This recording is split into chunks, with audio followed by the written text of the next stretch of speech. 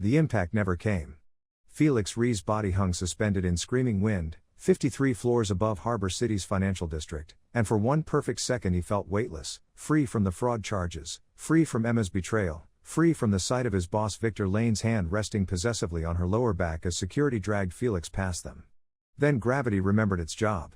The pavement rushed upward, glass towers blurred into vertical streaks, and Felix's last thought wasn't regret or fear but bitter mathematical precision. His parents had sold their grocery store for $340,000 to pay lawyers who never believed him. Emma had stolen his logistics app concept worth approximately $2.8 million in seed funding, and Victor Lane would build a $600 million real estate empire on ideas Felix whispered during late-night strategy sessions.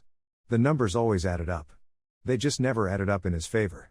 His vision went black, and somewhere in that darkness, every LED screen and every skyscraper around him flickered and died. Felix gasped awake, drowning in air that tasted like instant ramen and unwashed laundry. His chest heaved against something soft and lumpy. Not pavement. Not the morgue.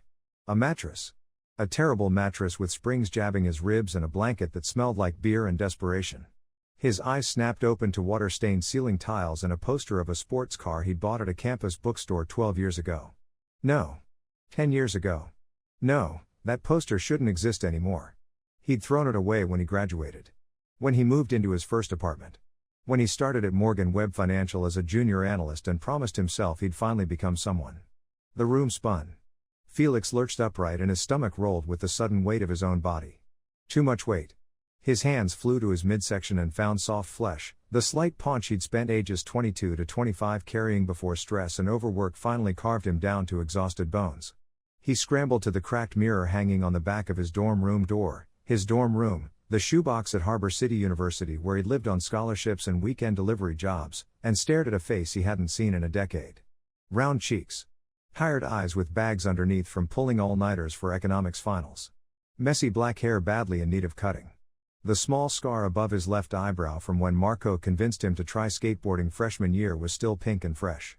Felix was 22 years old again. His reflection looked back at him with the same confused terror he felt. His watch beeped. Not his watch. The cheap digital thing with the cracked plastic band he bought at a convenience store for $8 because he kept missing classes. The beeping turned into a screech, high-pitched and wrong, and Felix stared as the display glitched from 6:47 a.m. to a cascade of symbols to suddenly crisp block letters, system initializing. The watch face went dark. Then light exploded from it, not burning but cool and blue-white, and a translucent interface materialized in the air above his wrist like a hologram only he could see. Felix stumbled backward into his desk chair, sending loose papers and empty energy drink cans clattering to the floor. Words scrolled across the projection in that same calm font. Empire Node System v1.0, host linked, Felix Rhee. Regression event confirmed. Temporal displacement, 10 years, 2 months, 14 days.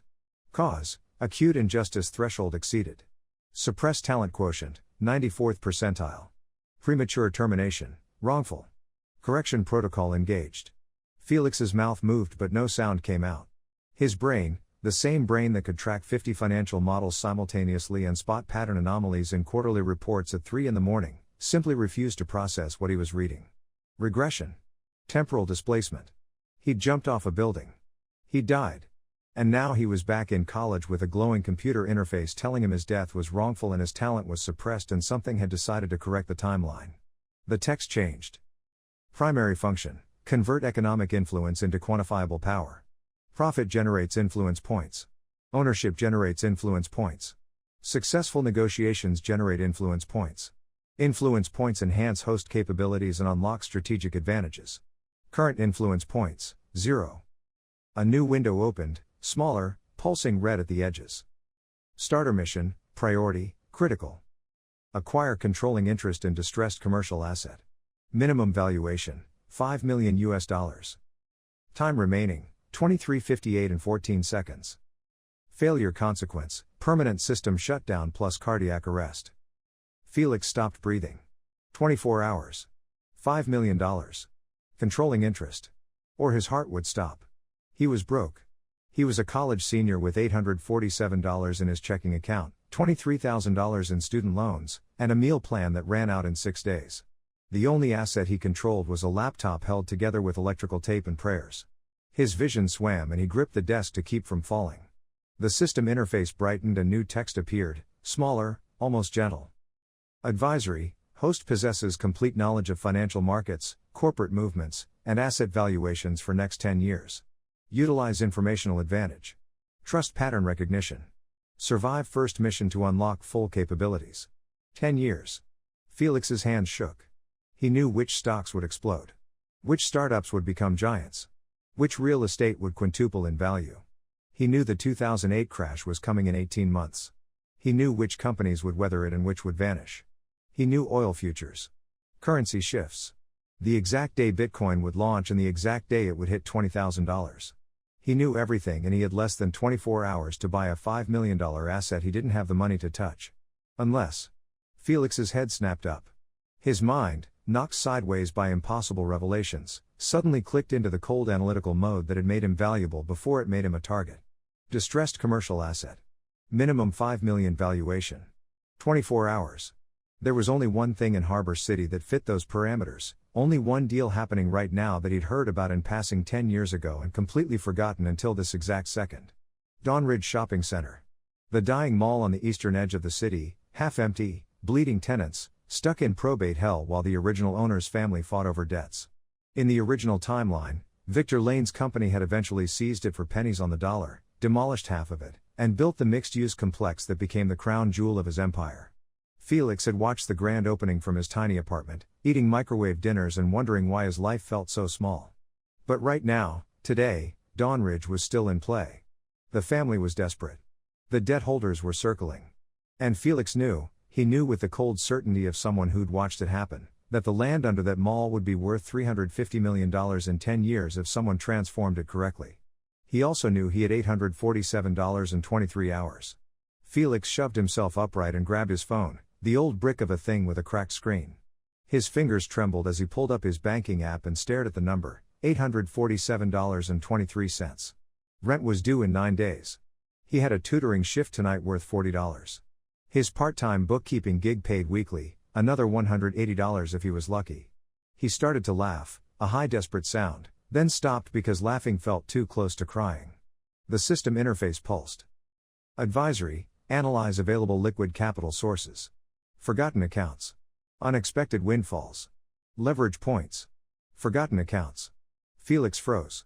His mind raced backward through 10 years of memories, sorting, cataloging, and then he remembered. The lottery ticket. The stupid scratch-off lottery ticket he'd bought on his 22nd birthday as a joke because Marco told him to make a wish and try his luck. He'd won $50,000. Split it with Marco because they'd agreed to share any winnings. Paid off most of his student loans. Bought a used car. It wasn't enough to change his life, but it had been enough to breathe for a few months. He'd bought that ticket 3 days ago. Felix's hands were already moving, shoving feet into sneakers, grabbing his jacket. The ticket was in his wallet, tucked behind his student ID, the numbers he'd checked obsessively for 48 hours before the shock wore off and he accepted he'd actually won. His heart hammered against his ribs. 23 hours and 51 minutes. The convenience store opened at 7. He could validate the ticket, get the payout processed same day if he pushed hard enough, and then he'd have $50,000. Not $5 million. Not even close. The interface updated again. Influence point expenditure unlocked, basic tier. Available purchases. Negotiation boost, temporary, 50 points. Stamina enhancement, 4 hours, 30 points. Insight snapshot, single asset future projection, 100 points. Felix stared at the list. He had 0 points. But the system was showing him the menu anyway, like a preview of what was coming. Like it wanted him to understand the shape of the tool before he started swinging it. His mind turned the problem over, examining angles. 50,000 in cash. Knowledge of the future. A system that could boost his negotiation skills if he earned enough points first. And a mall worth nothing to everyone except him. He needed leverage. He needed information the owners didn't have. He needed to make them believe selling to a broke college kid was better than waiting for Victor Lane's sharks to circle closer. And he needed to do it all before his heart exploded. Felix grabbed his wallet, his phone, and his keys. The door slammed behind him as he ran down 3 flights of stairs and out into the early morning streets of Harbor City. The financial district glittered in the distance, towers of glass and steel where he'd once worked and died. He turned his back on them and headed east, toward the lottery office that opened in 13 minutes, toward the dying mall rotting at the edge of the city, toward the impossible. The watch on his wrist counted down, 23:47 and 9 seconds. His second life had 23 hours and 47 minutes left, and Felix Ree had spent 32 years being careful, being quiet, being grateful for scraps. He'd watched his parents destroy themselves for him. He'd watched Emma smile while she gutted him. He'd watched Victor build an empire on stolen ideas while Felix's name became synonymous with fraud. Not this time. This time he knew every card in every deck. This time he had a system that could turn money into power. This time he was going to take the thing Victor wanted most and make it the foundation of something Victor couldn't touch. Felix ran faster. The city woke up around him, delivery trucks rumbling past, early commuters shuffling toward subway stations, the smell of coffee and exhaust and possibility. Somewhere in the Eastern District, Dawn Ridge Shopping Center sat empty and desperate, waiting for someone to see its future. And somewhere in a boardroom that didn't exist yet, Victor Lane was still just a mid-level real estate fixer, still years away from becoming the monster who'd killed Felix, still small enough to fight. The system interface glowed steady against Felix's wrist. Mission timer, 23:44 and 52 seconds. He had less than a day to pull off the impossible.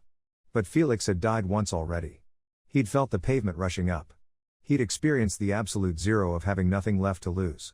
And now, impossibly, he had everything to gain. The lottery office came into view, lights flickering on behind security glass. Felix slowed to a walk, forced his breathing steady, and pulled the crumpled ticket from his wallet. The numbers were right. They'd always been right. In a few hours he'd have $50,000 and the first impossible piece of an empire nobody believed he could build. 23 hours and 43 minutes. Felix pushed open the door and smiled at the clerk with the kind of calm he'd only ever found in spreadsheets and numbers, the cold certainty of someone who'd already calculated every angle and found the one path that led to victory. "I need to validate a winning ticket," he said. "And I need the payout process today." The clerk looked up, bored and skeptical. Felix held his gaze and didn't blink. Behind him, the city moved forward into a future only he could see. And in the east, a dying mall waited for its resurrection. The lottery office smelled like disinfectant and broken dreams. Felix stood at the counter while a tired clerk named Sandra ran his ticket through the validation machine for the third time, her expression shifting from boredom to surprise to careful neutrality. The screen beeped confirmation, $50,000. Sandra's eyes flicked from the display to Felix's wrinkled hoodie to his worn sneakers and back again, calculating whether this college kid was about to make a scene or just take his money quietly. Felix kept his face blank. In his first life, he'd been so excited he'd practically vibrated through the paperwork, babbling to Marco about paying off loans and maybe buying a decent laptop. This time he felt nothing except the cold pressure of the mission timer burning against his wrist, 23:17 and 44 seconds. 23 hours to turn $50,000 into controlling interest in a $5 million asset. The math was impossible. The math had to work anyway. "I need same-day payout," Felix said. "Direct deposit to my account. Not a check." Sandra's professional mask slipped slightly. "Sir, standard processing for amounts over 10,000 takes 3 to 5 business days. We can expedite for a fee, but even then." "How much to expedite?" $500. "Still takes 48 hours minimum." Felix's mind raced. 48 hours put him past the deadline by a full day. Dead. System shut down and cardiac arrest. He leaned forward slightly, keeping his voice level. "What if I accept a smaller immediate payout and structured payments for the rest?" Sandra hesitated. This wasn't standard procedure, but technically the Lottery Commission allowed partial immediate payouts for winners who needed emergency funds. She pulled up a different screen. "We could do 20,000 today, transferred by noon. The remaining 30,000 would be structured over 6 months. 20,000. Not enough to buy 'em all. Barely enough to get through the door of a negotiation. But it was liquid capital he could move immediately, and in the original timeline, he'd learned that desperation made people accept terrible deals. The Dawnridge family was drowning. Their debts were complex and ugly. And Felix knew exactly which pressure points to press because he'd watched Victor do it 10 years from now. "Do it," Felix said. 20,000, direct deposit, today." Sandra nodded and started processing paperwork. Felix filled out forms with hands that didn't shake anymore, the same methodical efficiency he'd once used for client reports and expense accounts. His phone buzzed in his pocket. A text from Marco, "Yo, you alive? Skipped econ again, professor asked about you." Marco. In the original timeline, Marco had been his best friend until Victor's company stiffed Marco's small logistics startup on payments, bankrupting him while Felix watched helplessly from inside the machine that crushed them both. This time Marco was still driving delivery routes and dreaming about building something bigger. This time Felix could actually help him instead of offering useless sympathy over cheap beer. Felix texted back, "Alive. Need your help with something big. Meet me at Rusty's Diner in 2 hours. Bring your van." The reply came instantly, "This about that weird energy you had at 3 a.m. when you called asking about commercial real estate? You doing okay, man?" Felix stared at the message. He'd called Marco at 3 in the morning? He had no memory of that. Then he remembered, that was the night before he jumped. The night when everything collapsed and he'd spiraled through old contacts looking for anyone who might believe his innocence. Marco had answered. Marco had always answered. "Better than okay," Felix typed. "Trust me. 2 hours." He finished the paperwork and watched Sandra process the transfer. The confirmation came through at 9:47 a.m., $20,000 depositing into his account, available by noon. Felix walked out of the lottery office into morning sunlight that felt sharper than it should, the city loud and bright and moving too fast. His watch pulsed. Liquid capital secured, preliminary phase complete. Next objective, identify leverage points and target asset acquisition. Suggestion, utilize System Insight Snapshot to confirm Dawnridge Shopping Center future valuation. Cost, 100 influence points. Current influence points, 0. Felix stopped walking. The system wanted him to spend points he didn't have to confirm information he already knew. Except, did he really know? His memories of the original timeline were clear but subjective, filtered through news articles and casual conversations and the bitter hindsight of watching Victor succeed. What if he was wrong? What if Dawnridge failed for reasons that had nothing to do with ownership? What if the land value spike he remembered was tied to city planning decisions that wouldn't happen the same way this time? Doubt crept in like cold water. Felix shoved it down and kept walking. He couldn't afford uncertainty. Not with 22 hours and 53 minutes left.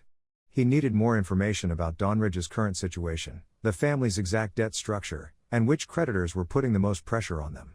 He needed the kind of intelligence that would take days of research and phone calls and public records requests. Or he needed someone who already had access to that information. Felix pulled out his phone and searched his contacts for a name he'd saved but never called in his first life, Grace Yoon. They'd met during a business law seminar their senior year when she'd torn apart a contract Felix thought was airtight, showing him 6 ways it could be exploited.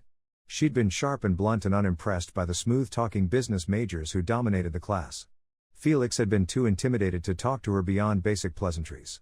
Later, after his life imploded, he'd learned she'd gone on to become a corporate lawyer at a mid-tier firm, and during his fraud investigation she'd been one of the few people who reached out offering help. By then it was too late. Now she was still in college, running a side hustle drafting contracts for small businesses who couldn't afford real lawyers yet.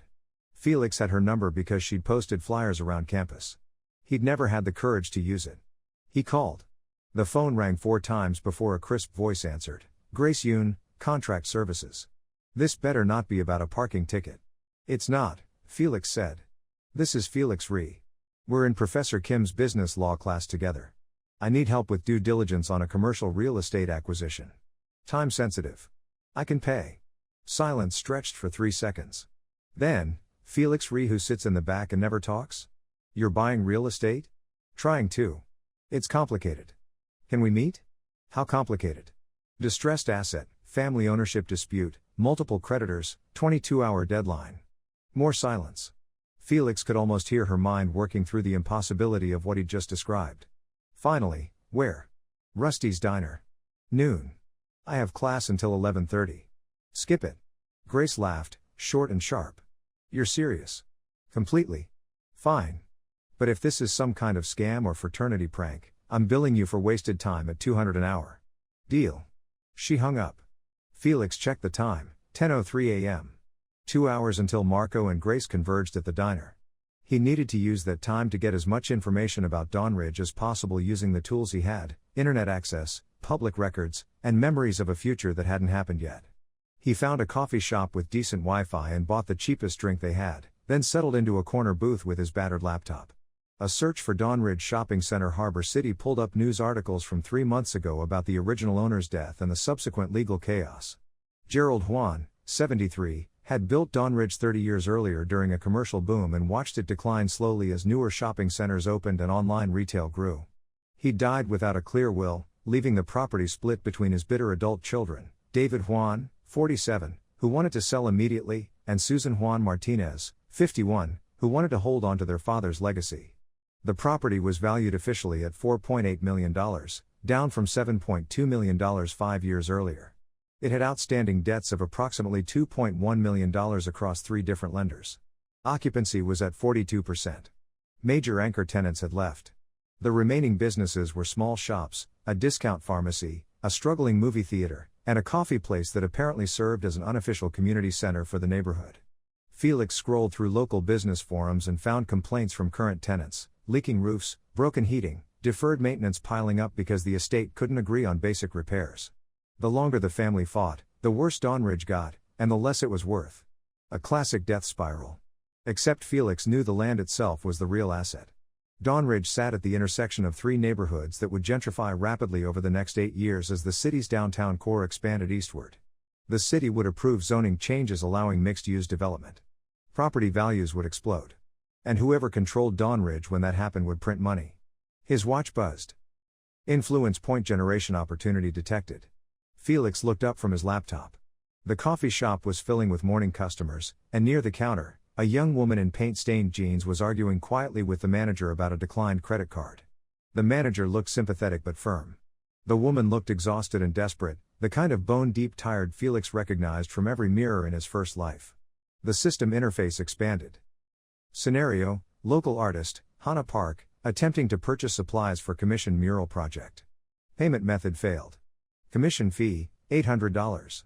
Supply cost, $340. Current funds available, $180. Intervention opportunity: provide capital bridge. Estimated influence point gain, 15 points, goodwill investment plus future relationship value. Felix's eyes narrowed. 15 points for helping a stranger buy art supplies? The math seemed wrong until he remembered the system's stated function: convert economic influence into power. This wasn't about charity. The system was identifying leverage points, moments where small capital could generate disproportionate returns in relationships and reputation. And the name, Hana Park. Felix knew that name. In his first life, Hana had been a struggling architect whose brilliant design proposal for urban mixed-use development was rejected by every firm she approached, then quietly stolen and implemented without credit. Felix had seen her work displayed in Victor's final Dawnridge complex and remembered thinking how elegant it was, how it balanced commercial space with public gathering areas and affordable housing in ways that made the neighborhood better instead of just more expensive. She was 20 years old right now. Still an art student. Still years away from architecture school. Still painting murals and dreaming about buildings that served people instead of just profits. Felix stood up and walked to the counter. The manager was starting to look less sympathetic and more annoyed. Hana was apologizing, face red, gathering her things to leave. Felix stepped beside her and addressed the manager directly. "I'll cover her purchase," he said. "And add another 200 in-store credit to her account." Both of them turned to stare at him. The manager recovered first, nodding and turning to process the payment. Hana looked at Felix like he'd just offered her a kidney. "You don't have to do that," she said quietly. "You don't even know me." "I know you're working on commission and your payment got delayed," Felix said. "I know that's not your fault and you shouldn't have to choose between eating this week and finishing your work. Consider it an investment." "In what?" "Beautiful buildings that don't crush the people who use them." Hana blinked. "How do you? That's very specific." Felix swiped his card for $540 before he could think too hard about spending money he'd only just gotten. The charge went through. His watch warmed against his skin. Influence points gained, 15. Current total, 15. Relationship established, Hana Park, neutral positive. The system was tracking relationships now. Felix filed that information away and turned back to Hana. She was still staring at him with an expression caught between gratitude and suspicion. "Thank you," she finally said. "Seriously. This saved me. Can I get your name so I can pay you back when?" "Felix Re. And you don't need to pay me back. Just keep making things that matter." He left before she could respond, aware he'd probably seemed either incredibly kind or incredibly weird. His phone said 10:47 a.m. The coffee shop Wi-Fi had given him everything publicly available about Dawnridge, but he needed the non-public information: exact debt structures, creditor patience levels, which family member was closest to cracking. That required access to legal databases and court filings Grace could pull. Felix packed up his laptop and headed toward Rusty's Diner, a 24-hour institution that served mediocre food to students, truckers, and insomniacs without judgment. When he arrived at 11:30, Marco was already there, sitting in a corner booth with coffee and a confused expression. Marco Diaz looked exactly as Felix remembered from this age, stocky build, perpetually tired eyes, work boots still dusty from his morning delivery shift, and the kind of steady reliability that made him both beloved and overlooked. In the first timeline, Marco had been one of maybe 3 people who believed Felix was innocent of fraud charges. They'd lost touch after Marco's business failed and Felix sank into the void of unemployment and desperation. "Brother, what's going on?" Marco asked as Felix slid into the booth. "You sounded manic on the phone and now you're buying real estate? Did you hit your head?" "Something like that," Felix said. "I won 50,000 on a lottery ticket. 20,000 liquid by noon today. And I'm using it to buy a dying shopping mall." Marco's coffee cup stopped halfway to his mouth. He set it down carefully. "You're joking." "Completely serious." "Felix. Man. You're the most risk-averse person I know. You plan out which sandwich to order. You budget your coffee runs. And now you're buying a mall? A specific mall. Dawnridge Shopping Center. Current value $4.8 million. I'm going to acquire controlling interest before midnight tonight." Marco stared at him for a long moment, then leaned back and crossed his arms. "Okay. Let's say I believe you haven't lost your mind. Why? Why that mall? Why now? And how are you planning to buy a $5 million property with 20,000 in cash?" Felix had spent the walkover deciding how much truth to share. He couldn't explain the regression or the system without sounding completely insane. But he could share enough to make Marco understand the opportunity was real. "The mall is in probate," Felix began. "Family dispute, multiple creditors, property declining fast. They're desperate to settle before it becomes worthless. The land is worth more than the building, and I have very good information, that the city is planning zoning changes in that area within the next 2 years that will make the property worth 10 times its current value. How do you have that information?" "I can't tell you that yet. But I'm right. And I need someone I trust to help me manage the property once I have it. Someone with logistics experience who understands operations and supply chains and how to make physical spaces work efficiently." Understanding dawned slowly across Marco's face. "You're offering me a job. A partnership. Equity stake. You handle operations, I handle finance and strategy. We turn Dawnridge into something that actually serves the neighborhood instead of extracting from it." Marco looked down at his coffee, thinking hard. Felix waited, letting him process. Finally, "What's the catch?" "There's always a catch with deals this big. The catch is I have 21 hours to close the deal or everything falls apart. And I need your van to drive to Dawnridge and start building relationships with current tenants today so when I take over, they don't immediately bail." 21 hours. 21 hours. Marco shook his head slowly, a smile tugging at his mouth. "This is completely insane." "Yes. And you're serious?" "Completely." "Then I'm in. Because either you're about to pull off something amazing, or we're going to fail together and at least I'll have a good story." Felix felt something tight in his chest loosen slightly. In his first life, he'd failed alone. This time he was building a team. "Thank you." "Don't thank me yet. Thank me if we're still alive tomorrow." The diner door opened and Gracian walked in, scanning the room until her eyes locked on Felix. She approached with the confident stride of someone who knew exactly how capable she was and didn't need to prove it. Grace was 22, medium height, with sharp eyes behind wireframe glasses and an expression that suggested she was already 3 steps ahead of whatever conversation was about to happen. She slid into the booth next to Marco and addressed Felix directly. "Talk fast.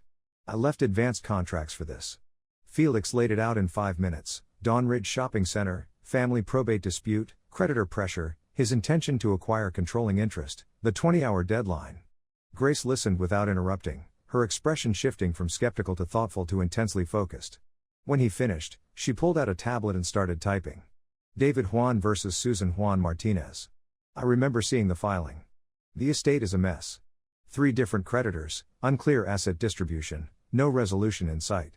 She looked up. "You want to buy them out entirely? The family and the debt?" "I want to offer them a clean exit. Pay off enough debt to satisfy primary creditors, take control of the property, give them both enough cash to walk away without feeling completely robbed. With 20,000 in capital. To start. I can access more funding within a week if I can show immediate ownership and a viable plan."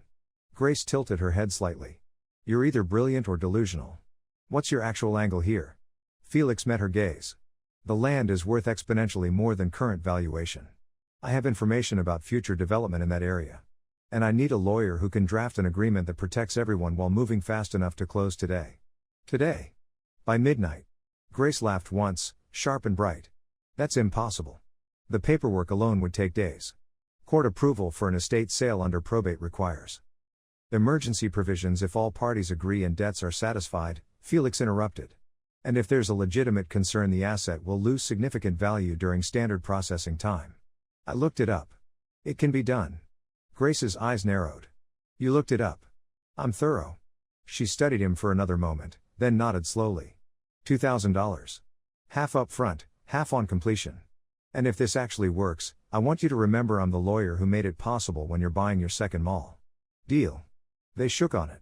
Marco was watching both of them like he'd stumbled into an alternate universe. Grace pulled up legal databases on her tablet and started making notes. Felix checked his watch, 12:14 p.m. 19 hours and 46 minutes. I need everything about their debt structure, Felix said. Who's putting the most pressure, what the minimum payment would be to buy breathing room, which creditor might accept a discounted settlement. Already on it, Grace said, fingers flying across her screen. The primary creditor is Harbor First Bank. 2.1 million outstanding. Then there's a private lender, West Side Capital Group, 600,000. And property taxes, roughly 120,000 in arrears. Felix did the math. Even with discounted settlements, he'd need close to 2 million liquid to satisfy debts and make the family an offer they'd accept. He had 20,000 and a head full of market knowledge that wouldn't convert to cash fast enough. Unless he leveraged the one thing he did have, information about the future. I need to find investors, Felix said. People with capital who want fast returns and are willing to take risks on distressed assets. Marco frowned. In 20 hours? Who's going to invest with a college kid on that timeline? Felix thought about the original timeline, about the hedge fund managers and private equity players who'd made fortunes buying cheap during the impending financial crisis. Most of them were still building their war chests right now, hungry for deals. And Felix knew exactly which ones would bite on an opportunity that looked too good to be true because it kind of was. I know someone, Felix said quietly. Someone who invested in exactly this kind of deal before. And I know how to pitch him. Grace looked up from her tablet. Who? Felix hesitated. The name tasted like ash in his mouth. But he needed capital, and sentiment couldn't interfere with survival. Daniel Cho. He works at Goldman's satellite office. Focuses on distressed commercial real estate. He's ambitious, aggressive, and always looking for deals his seniors are too cautious to touch. In the original timeline, Daniel had been Felix's friend and mentor, the smooth-talking golden boy who'd taught Felix to trust the wrong people and then testified against him when Victor needed a fall guy. Daniel had climbed over Felix's corpse to make partner. But right now, today, Daniel was just a hungry analyst looking for his first big win. And Felix was about to hand him one, on terms that would benefit Felix far more than Daniel could possibly understand. Can you get a meeting with him? Grace asked. Yes. But I need to show him something real first. Numbers, projections, proof this isn't just speculation. Marco cleared his throat. I can help with that. I've been tracking commercial vacancy rates and foot traffic patterns for my delivery routes. I know which areas are growing and which are dying. If Dawnridge is positioned right, I can show you the data that proves it. Felix looked at Marco, then at Grace, both of them leaning forward now, invested in this impossible thing he'd pulled them into. In his first life, he'd been alone. He'd fought his battles quietly and lost quietly and disappeared quietly. This time he had allies. This time he had a system that converted money into power and relationships into leverage. This time he had 19 hours and 40 minutes to rewrite the future. Let's get to work, Felix said. His watch pulsed warm against his wrist. Mission progress, team assembled. Influence points, 15. Time remaining, 19:37 and 22 seconds. The diner hummed with afternoon noise around them. Felix pulled out his laptop and started building a presentation that would convince Daniel Cho to fund the impossible. Grace drafted preliminary contract language. Marco pulled up maps and data on his phone, sketching traffic patterns on napkins. And across the city, in a glass tower overlooking the harbor, Daniel Cho was finishing a late lunch and checking his email, completely unaware that his first major investment opportunity was about to walk through his door wearing a wrinkled hoodie and carrying knowledge of a future that hadn't happened yet. Felix smiled. It felt strange on his face, this particular expression. Not the weak apologetic smile of his first life, But something colder and more certain. 19 hours. A dying mall. 20,000 in cash and a head full of the future. It was enough. It had to be enough. Because Felix Ree had died once already, and he had no intention of doing it again. Episode 3. Daniel Cho's office occupied a corner cube in Goldman's Harbor City satellite branch, 3 floors up in a building that tried hard to look important without quite achieving it. Felix stood in the lobby at 3:47 p.m., watching business types flow past in their sharp suits and polished confidence, and remembered exactly how small he'd felt the first time he'd walked into a place like this. 22 years old, overwhelmed, convinced everyone could smell his poverty and lack of connections. This time was different. This time Felix knew that half these people were drowning in debt behind their expensive clothes, that a quarter of them would lose their jobs in the coming financial crisis, and that none of them knew what he knew. The anxiety was still there, coated into his body like old scar tissue, but underneath it ran something harder and colder. His watch showed 16:23 and 18 seconds. 16 hours and 23 minutes until system shut down and cardiac arrest. $20,000 had hit his account at 12:47 p.m. Grace had compiled a legal brief on Dronzer's debt structure. Marco had generated traffic analysis showing the neighborhood's growth trajectory. And Felix had built a presentation that would make Daniel Cho feel like the smartest person in the room while actually being the mark. Felix's phone buzzed. Text from Daniel, "Come up. Floor 3. Ask for me at reception." The elevator was glass and chrome, designed to make visitors feel exposed and judged. Felix rode it up with a woman in a power suit who didn't look at him once. He could feel his system interface warming against his wrist, not visible to anyone else but present, watching, calculating. The doors opened and Felix stepped into a workspace of cubicles and conference rooms, trading screens flickering, the constant low hum of money being made and lost. The receptionist directed him to Daniel's corner cube. Felix found him there, phone pressed to his ear, gesturing at multiple monitors showing real estate listings and market data. Daniel was 25, Korean American, with styled hair and a suit that cost more than Felix's entire wardrobe. He looked up as Felix approached, held up one finger in a wait gesture, and finished his call. "Yeah, tell them we'll consider it if they drop the price another $200K. They're desperate, they'll move." Daniel hung up and smiled at Felix, standing to shake hands. Felix Ree. "Man, it's been what, 6 months since Professor Kim's seminar? You look different. Did you lose weight?" Felix shook his hand firmly. In the original timeline, this handshake had been the beginning of a mentorship that ended with Daniel on the witness stand lying about Felix's involvement in fraud. Right now, Daniel was just an ambitious analyst who didn't know he was looking at his first huge mistake. "Something like that," Felix said. "Thanks for making time on short notice. Your email said you had an opportunity in distressed commercial real estate. That's my specialty. So let's hear it." Daniel gestured to a chair, all business now, calculating whether Felix was worth 15 minutes of his day. Felix sat and pulled out his laptop, opening the presentation he'd built with Grace and Marco's data. Dawnridge Shopping Center. Eastern District. Current valuation $4.8 million, declining. Occupancy at 42%. Property in probate with complex debt situation. Family desperate to exit. Daniel's expression shifted to polite interest. "I know Dawnridge. That mall's been dying for 5 years. Why would anyone buy it? Because the current valuation is based on the building. The real asset is the land. 12 acres at the intersection of 3 neighborhoods showing consistent growth in foot traffic, small business expansion, and residential density." Felix pulled up Marco's traffic analysis. Over the last 18 months, average daily foot traffic in the surrounding quarter-mile radius has increased 27%. New businesses opening at twice the rate of closures. Demographics shifting younger and higher income. Daniel leaned forward, studying the data. Felix could see his mind working, the same pattern recognition instinct that made him good at this job. Eastern District has been rough for decades. What's driving the change? Natural expansion as downtown core rent prices everything out. Workers moving east for affordable housing, bringing spending power with them. In 2 to 3 years, the city will need to rezone for higher density. Dawnridge sits at the perfect convergence point for mixed-use development. Mixed-use development on what budget? The building's falling apart. The building doesn't matter. You demolish or gut renovate depending on structural reports. What matters is controlling the land before the zoning change. Current ownership can't see past quarterly maintenance bills. But someone with vision could turn 12 acres into the anchor point for an entire neighborhood transformation. Daniel sat back, fingers steepled, classic negotiator posture. "Okay. Interesting thesis. What's your angle? Why bring this to me instead of a bank?" Felix had practiced this part carefully. The lie had to be close enough to truth that Daniel's instincts wouldn't trigger. I don't have the capital or credibility to approach institutional lenders. But I have information, analysis skills, and the willingness to do grunt work. You have access to capital and industry connections. I'm proposing a partnership. I put together the deal structure, negotiate with the family, handle the ground level execution. You fund the acquisition and bring credibility.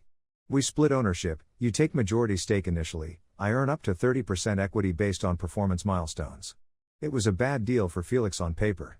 Giving up 70% of a potentially massive asset for funding and credibility. But Felix wasn't planning to stay at 30%.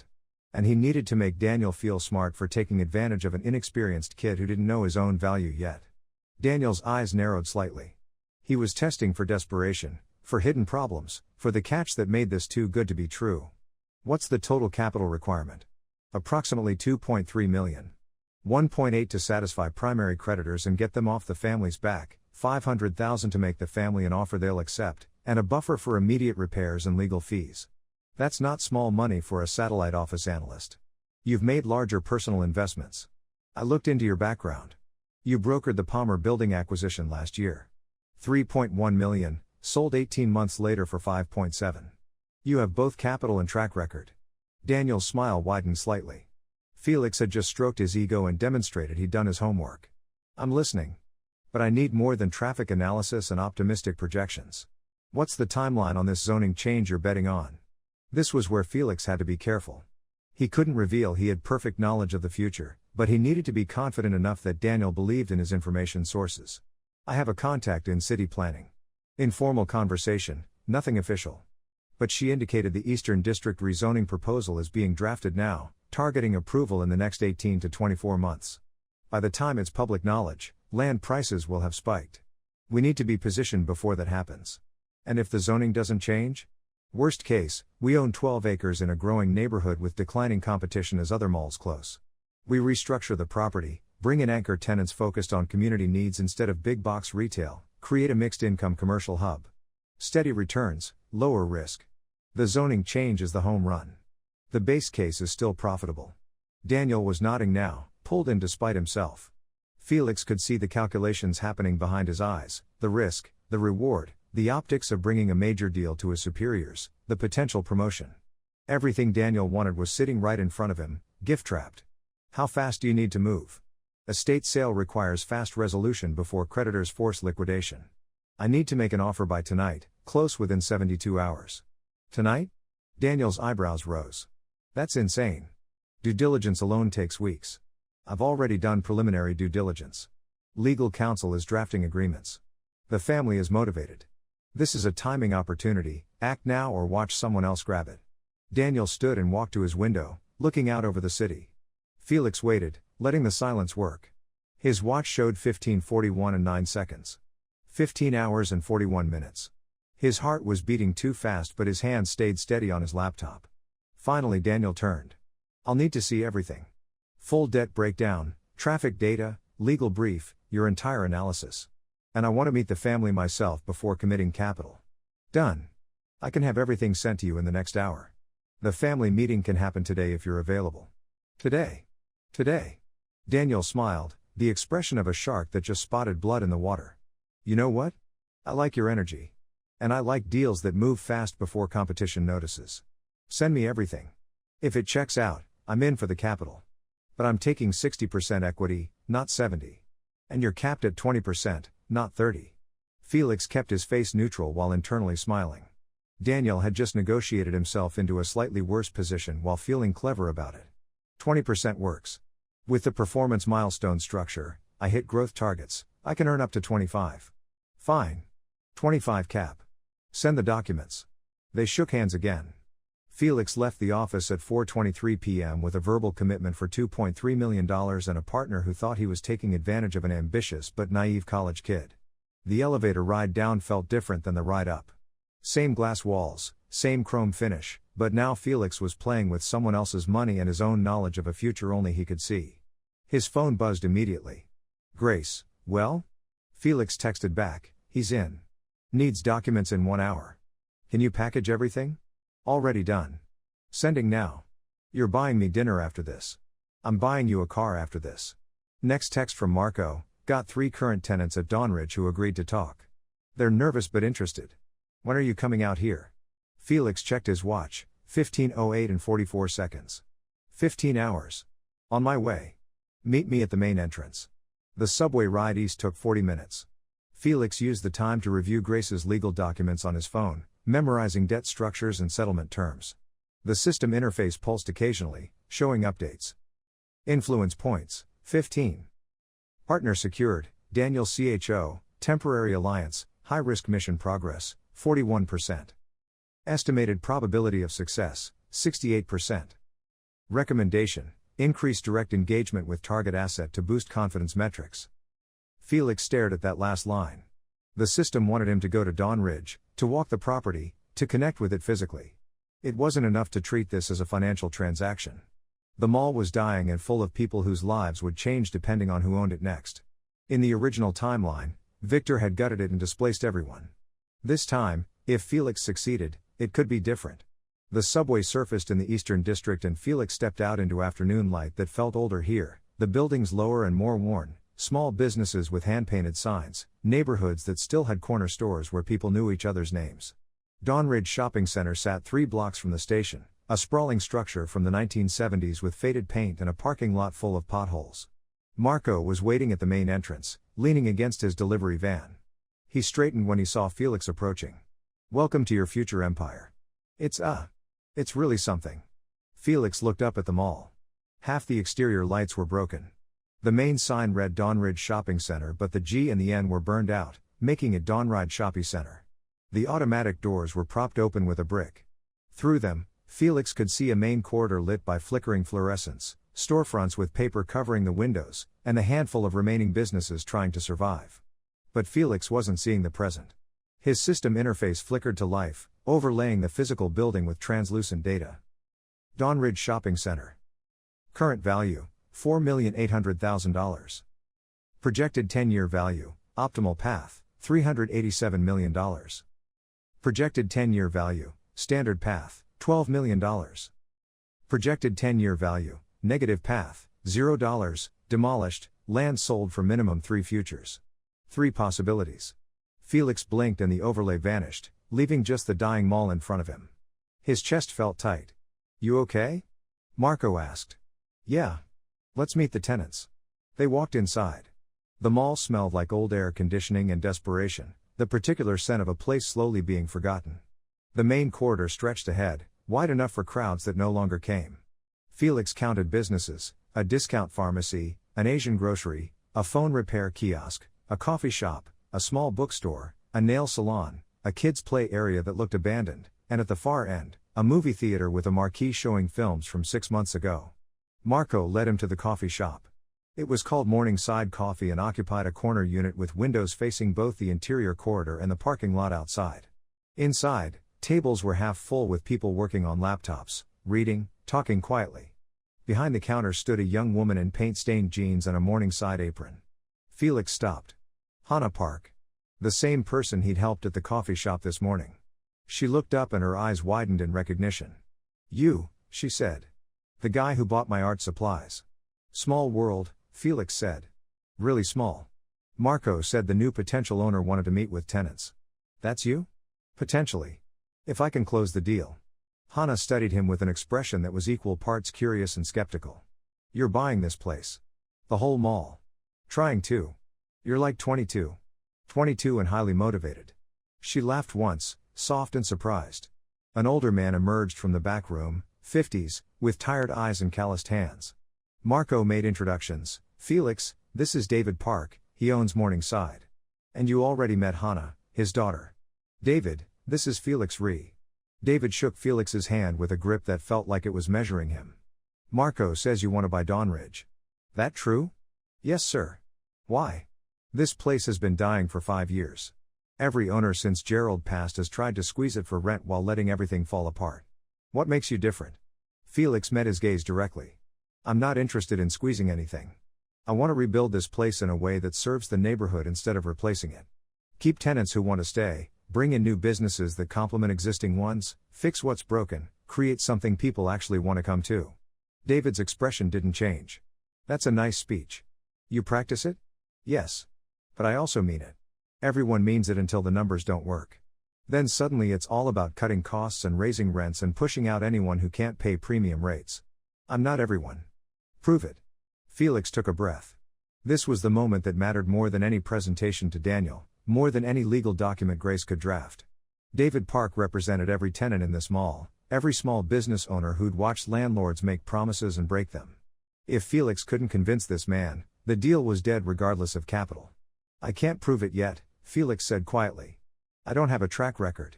I don't have references.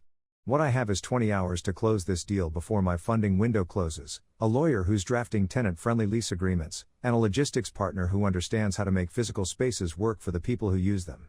He gestured at Marco. I have knowledge of where this city is growing and how to position Dawnridge to benefit from that growth instead of being crushed by it. And I have the fact that if I don't buy this place, someone else will, someone who sees 12 acres of land and doesn't care about the coffee shop that's been here for 30 years. David's jaw tightened. 32 years. My father opened Morningside when the mall was new. Then you know what this place can be. You've seen it work. I'm asking for a chance to make it work again. Silence stretched. Hannah was watching her father, tense. Finally David nodded slowly. Okay. You get your deal closed, you keep our rent stable for 2 years, you fix the heating before winter, and you give current tenants right of first refusal on any expansion space. Those are my terms. Deal. They shook on it. Felix felt his watch warm. Influence points gained, 25.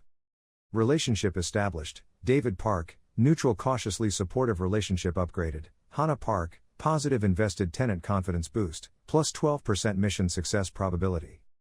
Marco introduced him to 2 more tenants, the owner of the Asian grocery, a woman named Lin Chen who'd been there for 18 years, and the pharmacy manager, an older man named Robert Hughes who'd worked at Dawnridge since it opened. Both conversations followed similar patterns: skepticism, careful questions, tentative hope when Felix explained his vision. By the time he finished, his influence points had climbed to 72. It was 6:47 p.m. when Felix's phone rang. Daniel Cho. I reviewed your documents, Daniel said without preamble. It's solid. More solid than I expected. I spoke to my senior director and got approval to move forward with personal investment.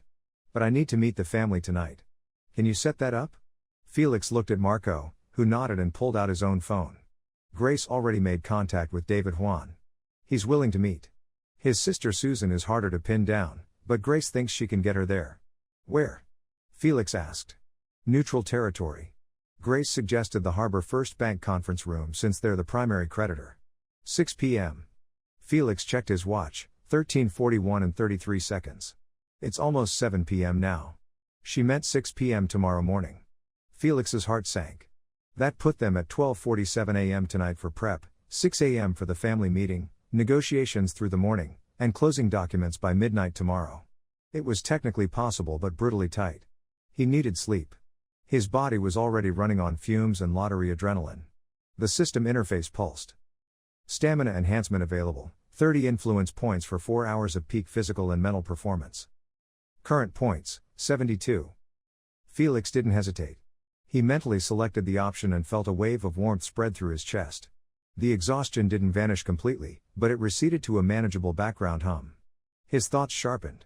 His hands stopped shaking. Tell Daniel the meeting is set for 6 a.m. at Harbor First, Felix said to Marco. Then to Daniel on the phone, can you make 6 a.m.? For a deal this size? I'll make it work. Send me the address. They finalized details and hung up. Felix stood in the dying mall surrounded by flickering lights and surviving businesses and felt the weight of what he was trying to do settle fully on his shoulders. 13 hours and 37 minutes until the meeting. 18 hours and 37 minutes until midnight. Success meant rewriting his future and protecting the people in this building. Failure meant cardiac arrest and oblivion. You look intense, Hannah said, appearing beside him with 2 cups of coffee. She handed him one. On the house. You look like you need it. Thank you. Can I ask you something? Sure. Why do you care? About this place, about keeping tenants, about doing it right instead of just maximizing profit. You could buy cheaper properties somewhere else and flip them easy. Why fight for a dying mall in a rough neighborhood? Felix looked at her. In his first life, he'd never gotten to ask why her brilliant designs were stolen. He'd never gotten to tell her that her vision for human-centered architecture was the only thing that made Victor's soulless developments bearable. Now she was standing in front of him at 20, still painting murals, years away from architecture school, asking him why he cared. Because buildings shape lives, Felix said quietly. And most people who control buildings don't care about the lives inside them. I want to be different. I want to build something that matters. Hana smiled, small and genuine. Then I hope you get your deal. Me too. His watch showed 13:29 and 18 seconds. 13 hours and 29 minutes. Felix finished his coffee, thanked Hana, and walked back out into the parking lot with Marco. The evening air was cooling, the city lights starting to glow. Somewhere across Harbor City, Daniel Cho was preparing for a 6 a.m. meeting that would make or break his year. Grace Yoon was drafting contracts that would protect people she'd never met. And David Juan and Susan Juan Martinez were likely fighting about whether to sell their father's legacy to a college kid with a crazy offer. Felix pulled out his phone and called Grace. I need you to do something difficult, he said when she answered. More difficult than drafting estate sale documents in 12 hours? Convince Susan Juan Martinez that selling to us is respecting her father's legacy, not destroying it. She's the emotional holdout. If we can't get her to the table tomorrow, the deal dies. Grace was quiet for a moment. That's not a legal problem. That's a human problem. I know. But you're better with people than I am. Flattery and desperation. Fine. I'll try. But Felix? Yeah? This better work. Because I'm putting my reputation on the line here. It'll work. He hung up and looked at Marco. Get some sleep. Tomorrow is going to be brutal. What about you? I'll sleep when I'm dead. Marco laughed despite himself.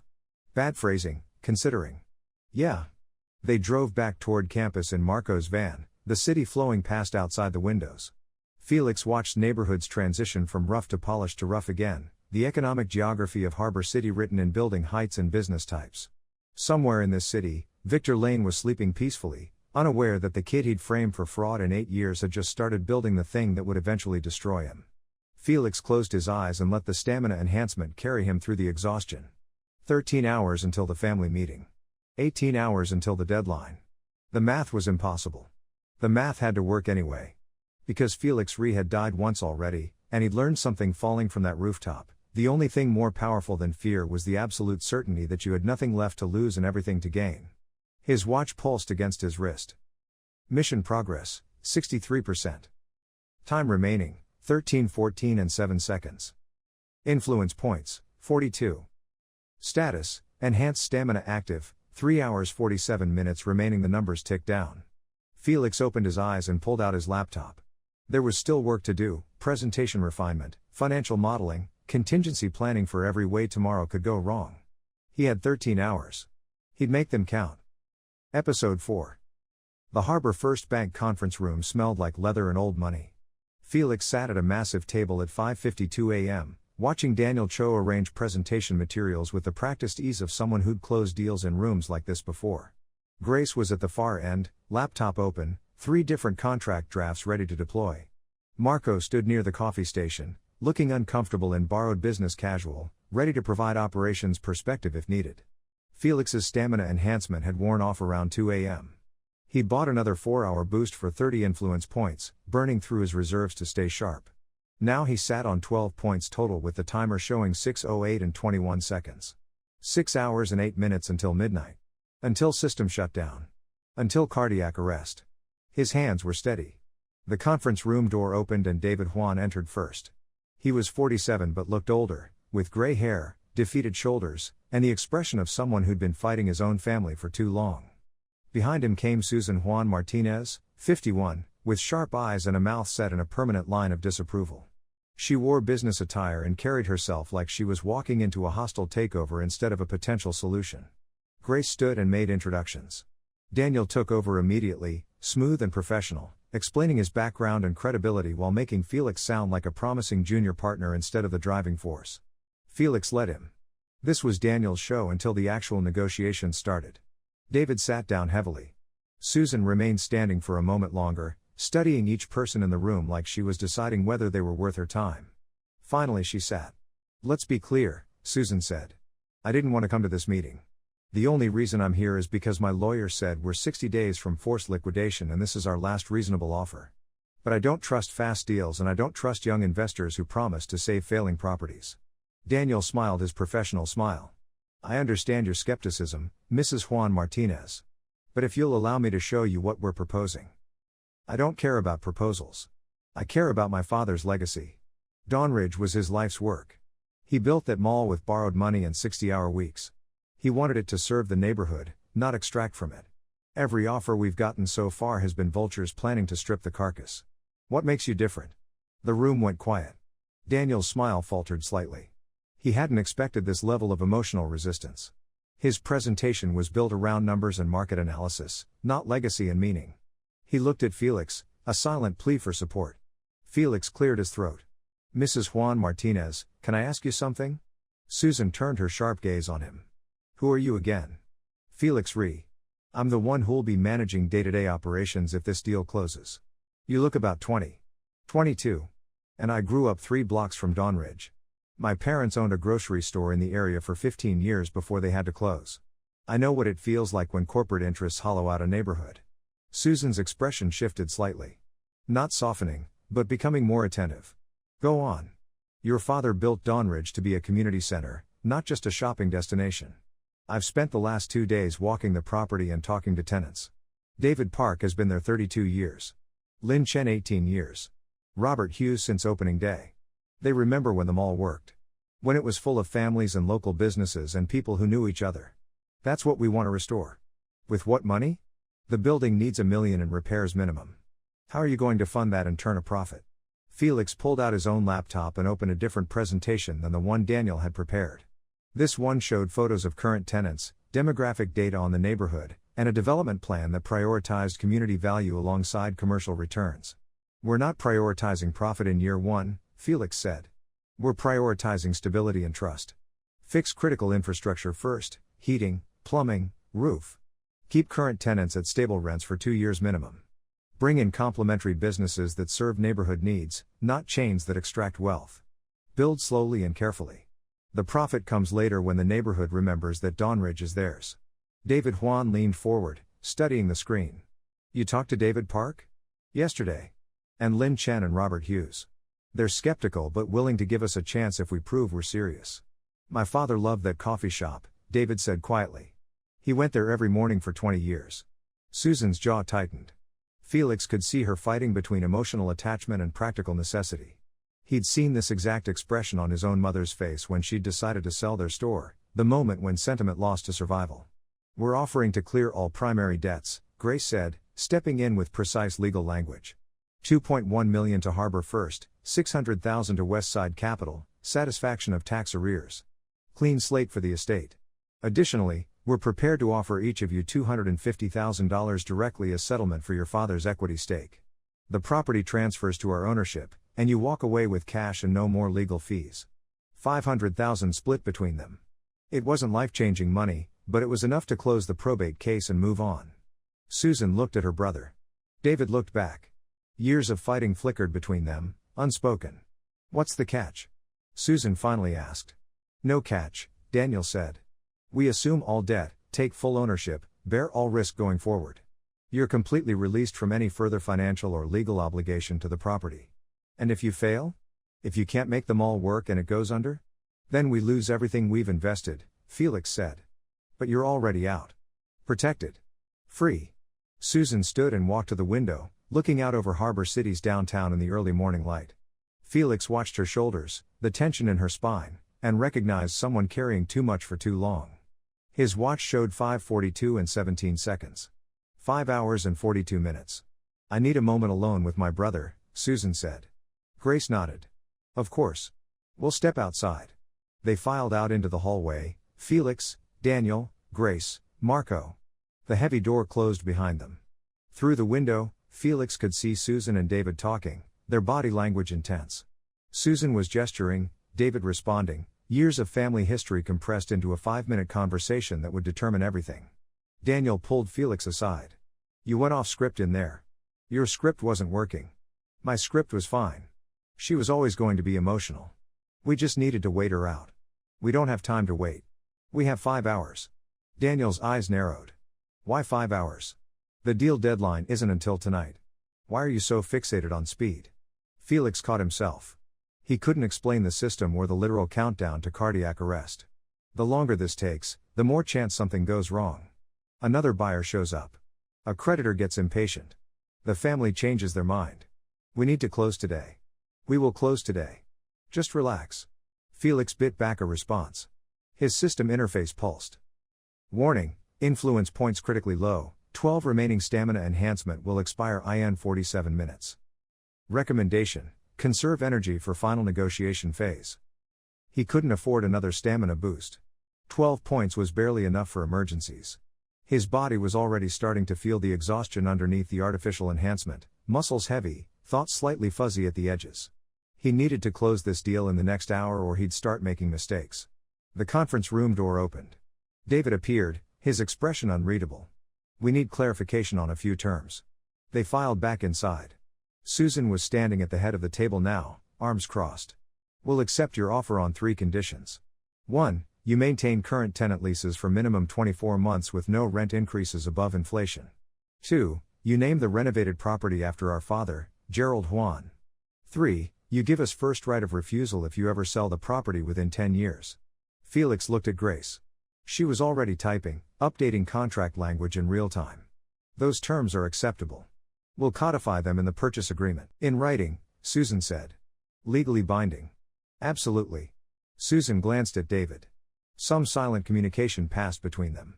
Finally she nodded. Then we accept. On those conditions. The room exhaled. Daniel smiled his professional smile and started talking about next steps and timelines. Felix felt something massive shift in his chest, relief and terror and exhaustion mixing into something that made his hands shake slightly under the table. Grace was already printing contracts. Marco was grinning. Susan was still standing but her shoulders had dropped slightly, the fight draining out of her. It was 6:27 a.m. They had 5 hours and 33 minutes to finalize paperwork, transfer funds, and close the deal before Felix's heart stopped. The next 4 hours were a blur of signatures and bank transfers and legal confirmations. Grace moved through the process with ruthless efficiency, handling objections and questions with the precision of someone who'd somehow crammed a law career's worth of experience into 22 years. Daniel's bank confirmed fund transfers. Harbor First released the debt holds. Westside Capital accepted their settlement. Tax arrears were cleared. At 10:47 a.m., the final documents were signed. Dawnridge Shopping Center officially transferred ownership from the Juan estate to a new LLC controlled 75% by Daniel Cho and 25% by Felix Rhee. Felix had negotiated back the 5% during final terms, claiming it was necessary for operational control.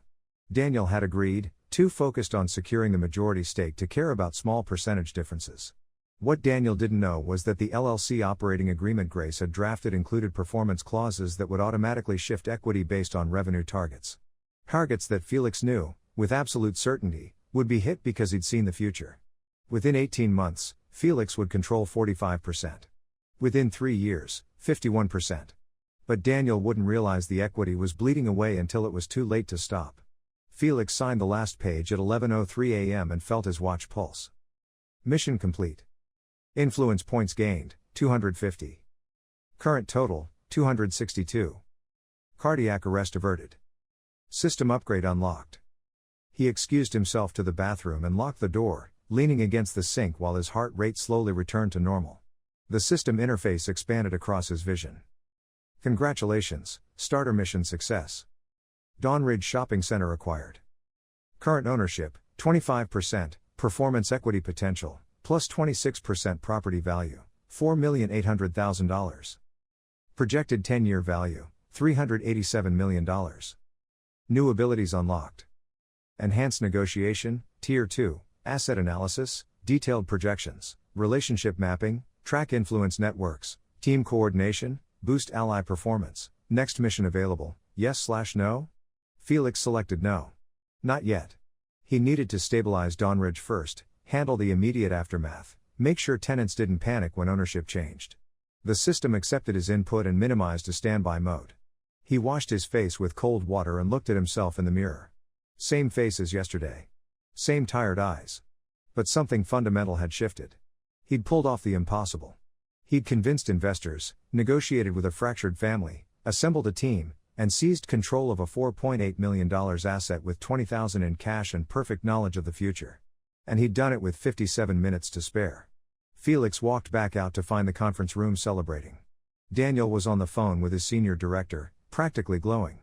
Grace was packing up her laptop, professional mask firmly in place but a small satisfied smile tugging at her mouth. Marco was talking to David Juan about logistics and operations schedules. Susan was signing the final receipt for her settlement check, her expression complicated. Felix approached her. "Mrs. Juan Martinez. Thank you for trusting us with your father's legacy." Susan looked at him for a long moment. "Don't make me regret this. That mall meant everything to him. If you turn it into another soulless profit machine, I'll haunt you myself." "Understood." She left with David, the two of them walking out together, still not quite reconciled but no longer actively fighting. The door closed and it was just Felix's team remaining. Daniel shook his hand firmly. "Hell of a first major deal, Felix. I'm impressed. You held it together under pressure. Couldn't have done it without your capital. And you'll remember that when the property value explodes." Daniel grinned, already calculating his returns. "I've got to get back to the office and formalize everything with my seniors. But good work. Really good work." He left. Grace and Marco looked at Felix. "So," Marco said slowly. "We actually did it. We own a mall." "You own a mall," Grace corrected. "I'm just the lawyer." "We're all in this," Felix said. "Grace, I need you on retainer. Tenant contracts, lease negotiations, ongoing legal. Marco, your operations manager starting today. Salary plus equity if you want it." Marco blinked. "Equity? 5%. You're critical to making this work." "Felix, man, I don't know anything about running a mall. You know logistics, supply chains, and how to talk to workers without sounding like management. That's everything I need. You in?" Marco looked at Grace. She shrugged. "I've seen worse business decisions." "That's not exactly a ringing endorsement," Marco said, but he was smiling. "Yeah. I'm in. But if this all crashes, we're both equally broke. Deal." They shook on it. Felix felt his watch warm again. Relationship upgraded, Marco Diaz, loyal ally partner relationship upgraded, Grace Yoon, professional contact trusted advisor team cohesion, high. Influence network expanding. It was noon when they finally left Harbor First Bank and stepped out into daylight. The city felt different. Same buildings, same traffic, same noise. But Felix was walking through it differently now. 24 hours ago he'd been a college senior with $847 and the memory of dying. Now he controlled 25% of a property worth millions, with a system that turned deals into power and a team that believed in him. His phone buzzed. Text from an unknown number: "Heard you close the Dawnridge deal. Impressive speed. We should talk. Victor Lane." Felix stared at the message. Victor Lane. The man who would eventually frame him for fraud and drive him to suicide. Right now, Victor was just a mid-level real estate executive who'd heard about a surprisingly fast property acquisition and wanted to network. He had no idea he'd just texted the ghost of someone he'd killed in another timeline. Felix deleted the message without responding. "You okay?" Grace asked. "Yeah. Just someone I don't need to talk to." They walked toward the subway together, the three of them, business partners now in ways that would have been unimaginable yesterday. The Eastern District waited, full of tenants who didn't know their landlord had just changed. The city sprawled around them, full of opportunities and threats and futures only Felix could see. His watch showed 0 o'clock. The mission timer had expired. He'd survived. And now the real work began. Episode 5. The first crisis came 36 hours after closing. Felix was standing in Dawnridge's maintenance office, surrounded by clipboards and repair requests dating back 3 years, when his phone rang.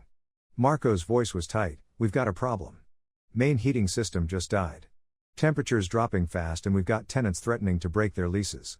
Felix checked his watch, 4:47 p.m. on a Tuesday afternoon. Outside temperature was dropping toward freezing. Inside the mall, it was currently 68 degrees and falling fast. He had maybe 4 hours before it became unworkable, maybe 8 before pipes started freezing. "How bad?" Felix asked, already moving toward the mechanical room. "The technician I called says the whole system is toast. Not worth repairing. We need full replacement. 80 to 100,000 minimum, 2 weeks for installation." Felix's stomach dropped.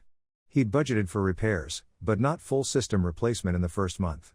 His available liquid capital was sitting at $47,000 after immediate expenses. Not enough. And borrowing from Daniel would require explaining why he'd missed this in due diligence, which would undermine his credibility as operations lead. The system interface appeared.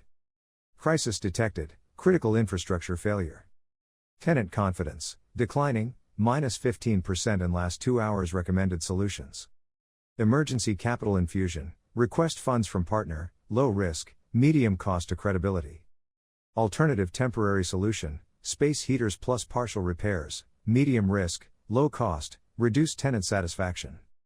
Creative financing, identify non-traditional funding, high risk, variable cost, potential for additional influence gain.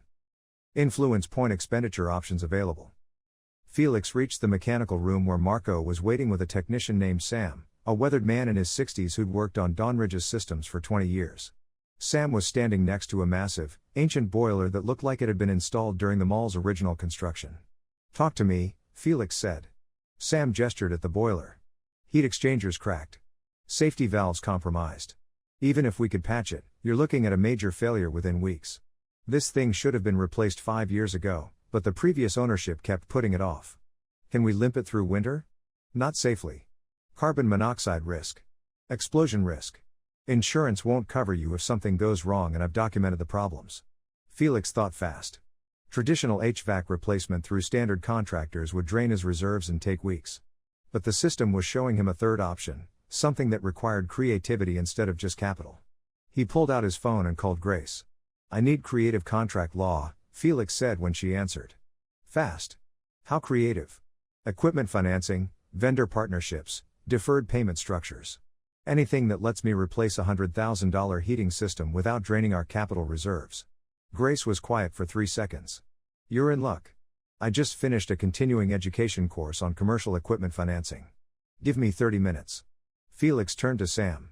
"If we could get you a new system delivered within 48 hours and guarantee payment within 90 days, could you handle rush installation?" Sam raised an eyebrow. 48 hours is tight, but theoretically yes. I've got a crew I could pull in for overtime. But the equipment alone, finding a system that size on short notice. Let me worry about that. Just tell me exactly what specs we need." Sam pulled out a battered notebook and started listing requirements: BTU capacity, zone controls, ventilation standards, emergency shutoff protocols. Felix recorded everything on his phone, his mind already racing ahead to suppliers, manufacturers, anyone who might have excess inventory or demo units. He called Daniel next. "We've got an infrastructure situation. Not critical yet, but I'm handling it. Just giving you a heads up that emergency capital might be needed." Daniel's voice came through carefully neutral. "What kind of situation?" "Heating system failure. I'm pursuing creative solutions first, but wanted you aware in case I need to tap our reserve line." "How much?" "Potentially 80 to 100,000. Silence. Felix could practically hear Daniel recalculating risk and return. "That's a significant unexpected cost. Building's 50 years old. These things happen. I'm minimizing impact, but I wanted transparency." "Fine. Keep me updated." "But Felix? This is exactly the kind of surprise that worries investors. We need better systems for catching problems before they become emergencies." "Agreed. I'm implementing those now." He hung up and checked his system interface. Crisis management in progress. Tenant confidence stabilized, temporary, time to critical failure, 6 hours 13 minutes. Available influence points, 262. Negotiation boost, temporary, 50 points. Relationship leverage bonus, 25 points. Felix spent 50 points on a negotiation boost and felt the familiar warmth spread through his mind. His thoughts sharpened. Pattern recognition kicked into overdrive. He pulled up his phone's contact list and started making calls. The first 3 HVAC suppliers gave him variations of the same answer: no large systems in stock, custom orders take weeks, rush fees would double the already steep cost. The 4th call went to a company called Meridian Climate Control that he remembered, in the original timeline, had gone bankrupt within 2 years from over-leveraging on inventory. Right now, they were sitting on warehouse full of equipment they couldn't move fast enough. A sales manager named Patricia answered. Felix launched straight into his pitch: "I need a commercial heating system capable of heating 200,000 square feet. I know you have demo units and overstock inventory that's tying up your capital. I'm prepared to take a floor model off your hands immediately if you can deliver within 48 hours and work with me on payment terms." Patricia hesitated. "We do have some inventory pressure. What kind of payment terms are you thinking?"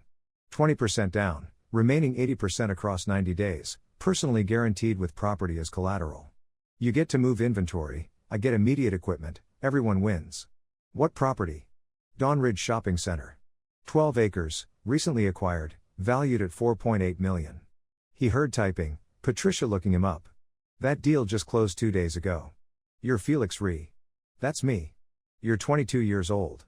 I'm also sitting on a dead heating system with dropping temperatures and a building full of nervous tenants. I need this problem solved today. Can you help me or should I call your competitor? More typing. Then, we have a Model T 840 that was returned from a contract that fell through. It's certified, barely used, would fit your specs. Listed at $95,000, but since it's technically used equipment, I could do $78,000 with your payment structure. Felix's negotiation boost kicked in, reading the subtext. Patricia needed to move this unit, her boss was pressuring her on warehouse costs, and she was impressed by his audacity but skeptical of his age and resources. He pushed carefully. $72,000, 48-hour delivery, and you throw an extended warranty and free first-year maintenance. In exchange, I give you a testimonial you can use for marketing and first consideration on any future HVAC needs across all my properties. All your properties? You own one mall. For now. Give me 2 years. Patricia laughed, surprised. You're either very confident or very crazy. Both. Do we have a deal? Yes. Conditional on credit check and down payment clearing today. I'll have my lawyer send over documents within the hour. Down payment will transfer by end of business. Felix hung up and immediately called Grace. I need equipment financing documents for $72,000, 20% down, 90-day terms. And I need them in the next hour. Already drafting. I pulled 3 template contracts while you were on your call. I just need vendor details and your signature. You're terrifying. I know. That's why you're paying me. The next 2 hours were a controlled chaos of paperwork, fund transfers, and coordination. Grace finalized contracts with Meridian Climate Control. Felix arranged the down payment from his personal reserves, $14,400 that left him uncomfortably low on liquid capital. Marco coordinated with Sam on installation logistics. By 7 p.m., they had confirmed delivery for Thursday morning and a crew ready for rush installation over 48 hours. Felix walked through the mall as temperatures continued to drop, portable space heaters humming in strategic locations to keep the worst chill at bay. Tenants watched him pass, some curious, some still skeptical. He stopped at Morningside Coffee where David Park was locking up for the evening. Heard about the heating, David said. That's bad luck for new ownership.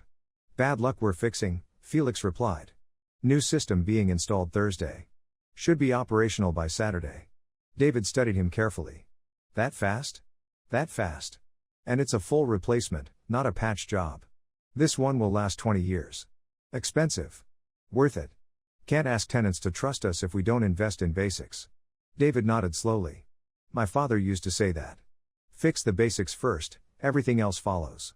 You remind me of him sometimes. Same kind of stubborn optimism. Felix felt his chest tighten slightly.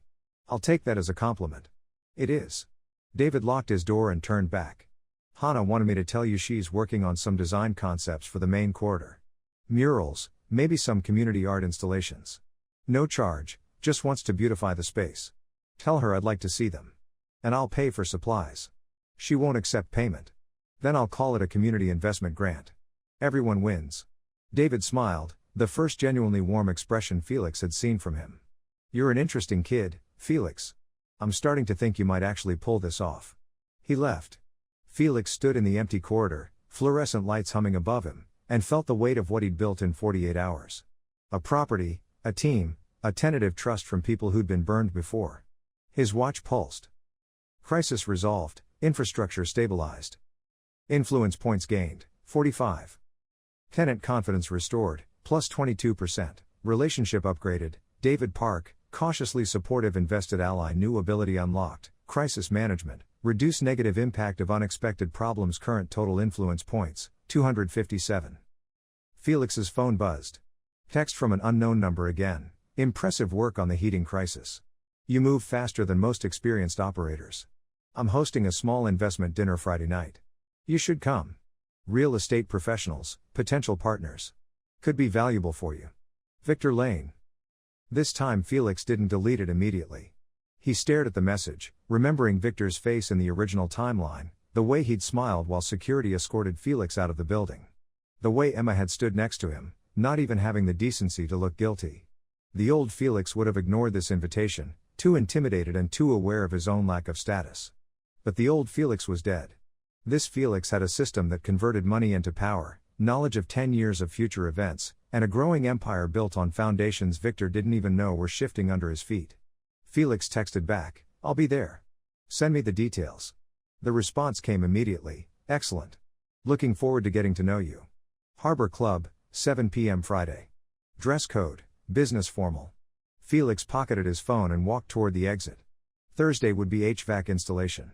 Friday he'd walk into a room full of predators and smile like he belonged there, all while knowing exactly which deals would succeed, which companies would fail, and which person in that room would eventually try to destroy him. But that was 2 days away. Tonight he needed to finish reviewing tenant contracts, update Marco on operational priorities, and plan how to turn a stabilized mall into a thriving community hub before his next system mission activated. He stepped out into the cold night air, the city glowing around him, and felt the future crystallizing into something he could actually touch. Dawn Ridge was just the beginning. The first node in a network that would eventually span districts, industries, entire sectors of Harbor City's economy. Victor Lane had no idea what was coming. And that was exactly how Felix wanted it. His watch showed his current stats. Properties controlled: 1, Dawn Ridge Shopping Center, 25% ownership influence points, 257. Allies: 3, Marco Diaz, Grace Yoon, David Park. Relationships: 12, various levels. Next major decision point, 2 days. Warning: high value target, Victor Lane, aware of host. Recommendation: proceed with strategic caution. Felix smiled coldly and started walking toward the subway. Strategic caution was for people who didn't know how the story ended. He knew exactly where Victor's empire would peak and exactly when it would collapse. And this time, Felix would be the one engineering the fall. 2 days until the investment dinner. 2 days to prepare. 2 days to build the foundation strong enough that when Victor finally realized what Felix was really doing, it would be too late to stop. The city night swallowed him, and somewhere in the Eastern District, Dawn Ridge Shopping Center settled into darkness, waiting for its resurrection. Episode 6. The Harbor Club occupied the 42nd floor of the Crystal Tower, the same building Felix had jumped from in another lifetime. Standing in the elevator as it rose toward the investment dinner, Felix watched the city drop away beneath him through glass walls and felt absolutely nothing. No panic. No flashbacks. Just cold awareness that somewhere in this building's future, a broken man would step off the roof and fall. But that man was gone, replaced by someone harder. The elevator opened into dark wood and leather luxury. Felix stepped out in his only suit, a navy blue he'd bought at a discount retailer sophomore year for job interviews, freshly pressed and paired with a tie Grace had helped him select. He looked young and slightly out of place among the tailored wool and custom shirts populating the club's entry lounge, but not embarrassingly so. Marco had given him simple advice: stand straight, make eye contact, let them underestimate you. A hostess led him through to a private dining room where 10 people mingled with drinks before dinner. Felix recognized most of them from business journals and financial news: developers, private equity managers, commercial real estate attorneys. The apex predators of Harbor City's property market. And there, at the center in an expensive charcoal suit, holding court with practiced charisma, stood Victor Lane. Victor was 35 years old in this timeline, still building his empire, still hungry.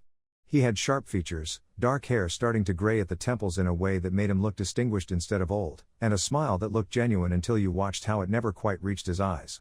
Felix had spent years working for this man, admiring him, trying to learn from him, completely missing the calculation behind every friendly gesture. Victor spotted Felix and immediately excused himself from his conversation, crossing the room with an extended hand. Felix Re. The young man who's been making waves. Welcome. They shook hands. Victor's grip was firm, his expression warm and welcoming. Felix returned it with equal firmness, meeting Victor's gaze directly. For just a second, something flickered in Victor's expression, surprise maybe, or recalibration. He'd expected intimidated deference from a 22-year-old, not this level of composure. Thank you for the invitation, Mr. Lane. I've followed your work for years. Victor, please. And I've been hearing interesting things about yours. Dawn Ridge Shopping Center, acquired from a messy probate situation in under 24 hours. That's impressive for someone your age. Most experienced operators would have taken weeks just on due diligence. Speed was necessary. The opportunity had a narrow window. Indeed. Victor's smile widened slightly. But opportunities with narrow windows are often opportunities with hidden problems. How are you finding the reality versus the promise? A test. Felix recognized it immediately, Victor probing for weakness, for rookie mistakes, for any opening that would let him categorize Felix as lucky rather than skilled. The negotiation boost he'd purchased 2 days ago was still partially active, sharpening his social awareness. The heating system failed 36 hours after closing, Felix said calmly. Full replacement required. I sourced equipment from a manufacturer with inventory pressure, negotiated deferred payment terms, and we're installing this week. Total cost $72,000 instead of the projected $100,000. Tenants were informed immediately and temperature maintained with temporary solutions. Problem solved with minimal disruption. Victor's eyebrows rose slightly. You turned a crisis into a discount. That's clever. The crisis was inevitable. The previous ownership deferred maintenance for years. I budgeted for surprises. Did you budget for this specific surprise? No. But I budgeted flexibility to handle unknown surprises. It's the same thing operationally. Victor laughed, genuine this time. I like you. You think like an operator, not just an investor. Let me introduce you around. The next 30 minutes were a carefully orchestrated networking dance. Victor moved Felix through the room, introducing him to key players with small verbal cues that positioned Felix as interesting but untested. A project worth watching but not yet worth taking seriously. Felix played along, asking thoughtful questions, demonstrating knowledge without showing off, letting each person draw their own conclusions. He met Rebecca Tan, a private equity manager focused on retail turnarounds, who immediately saw Dronzer as either a brilliant contrarian bet or a money pit. He met James Kirby, who ran a regional development firm and made a point of mentioning how many young operators failed in their first major project. He met Sandra Ortiz, a commercial attorney who'd handled 3 of Victor's biggest deals and carried herself with the quiet competence of someone who knew where all the bodies were buried. And he met Michael Zhang, a hedge fund analyst about 5 years older than Felix, who'd made a small fortune buying distressed office buildings during the tech bust and now managed capital for high net worth investors. Michael was the only person in the room who looked at Felix with something other than polite skepticism or predatory interest. He looked curious. Dawnridge, Michael said when they were introduced. Eastern District. That area's been declining for a decade. What's your thesis? Felix had prepared for this question. Demographics shifting. Downtown rent pressures pushing workers east. Residential density increasing. Foot traffic data shows 27% growth in surrounding neighborhoods over 18 months. The mall's current form is dead, big box retail, anchor tenant model, extract and exit strategy. But the land is positioned perfectly for mixed-use transformation. Retail plus community space plus affordable commercial rents for local businesses. Serve the neighborhood instead of replacing it.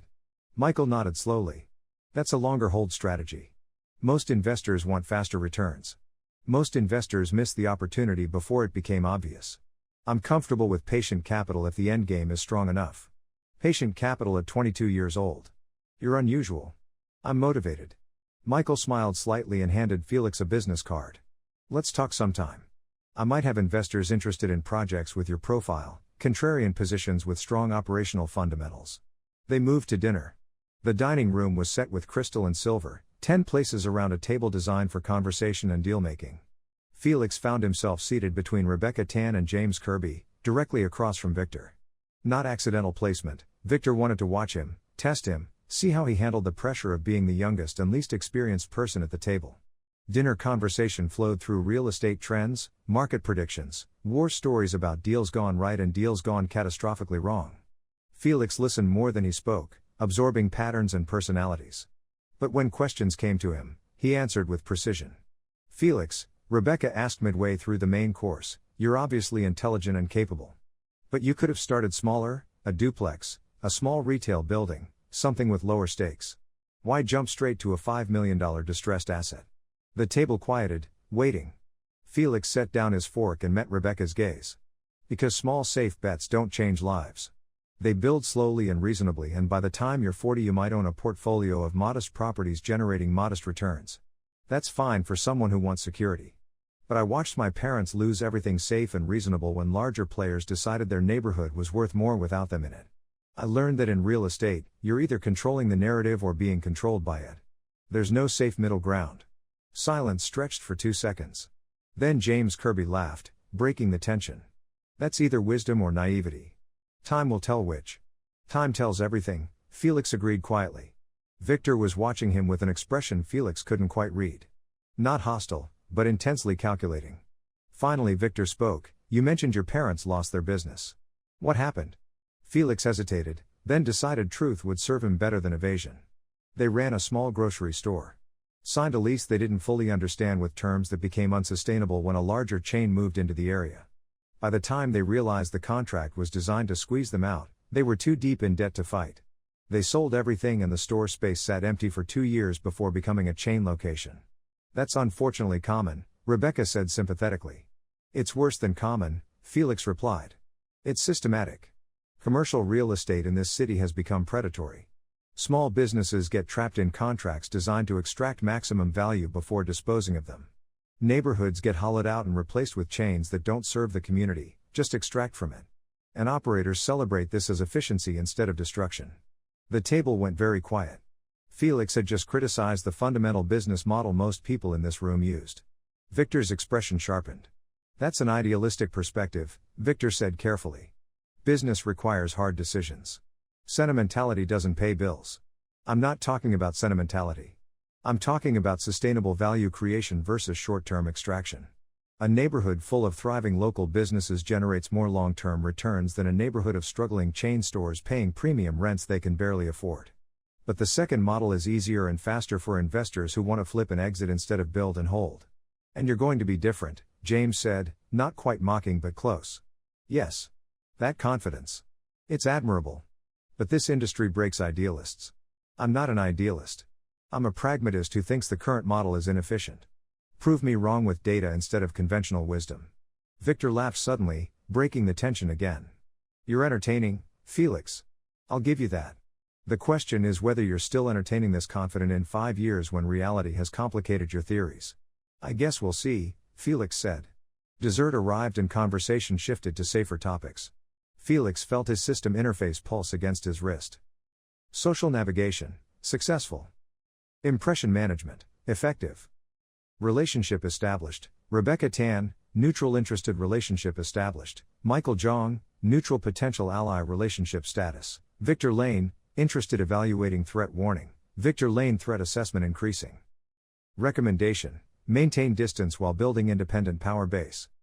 After dinner, guests moved to a lounge area with dark leather chairs and a view of the city lights. Felix found himself near the window with Michael Jong while the older players clustered around Victor discussing a potential development deal in the Northern District. "You made an impression," Michael said quietly. "Not entirely a positive one. I noticed. Victor especially. He's not used to being challenged, even politely. And your comment about predatory practices, he built his company on exactly that model."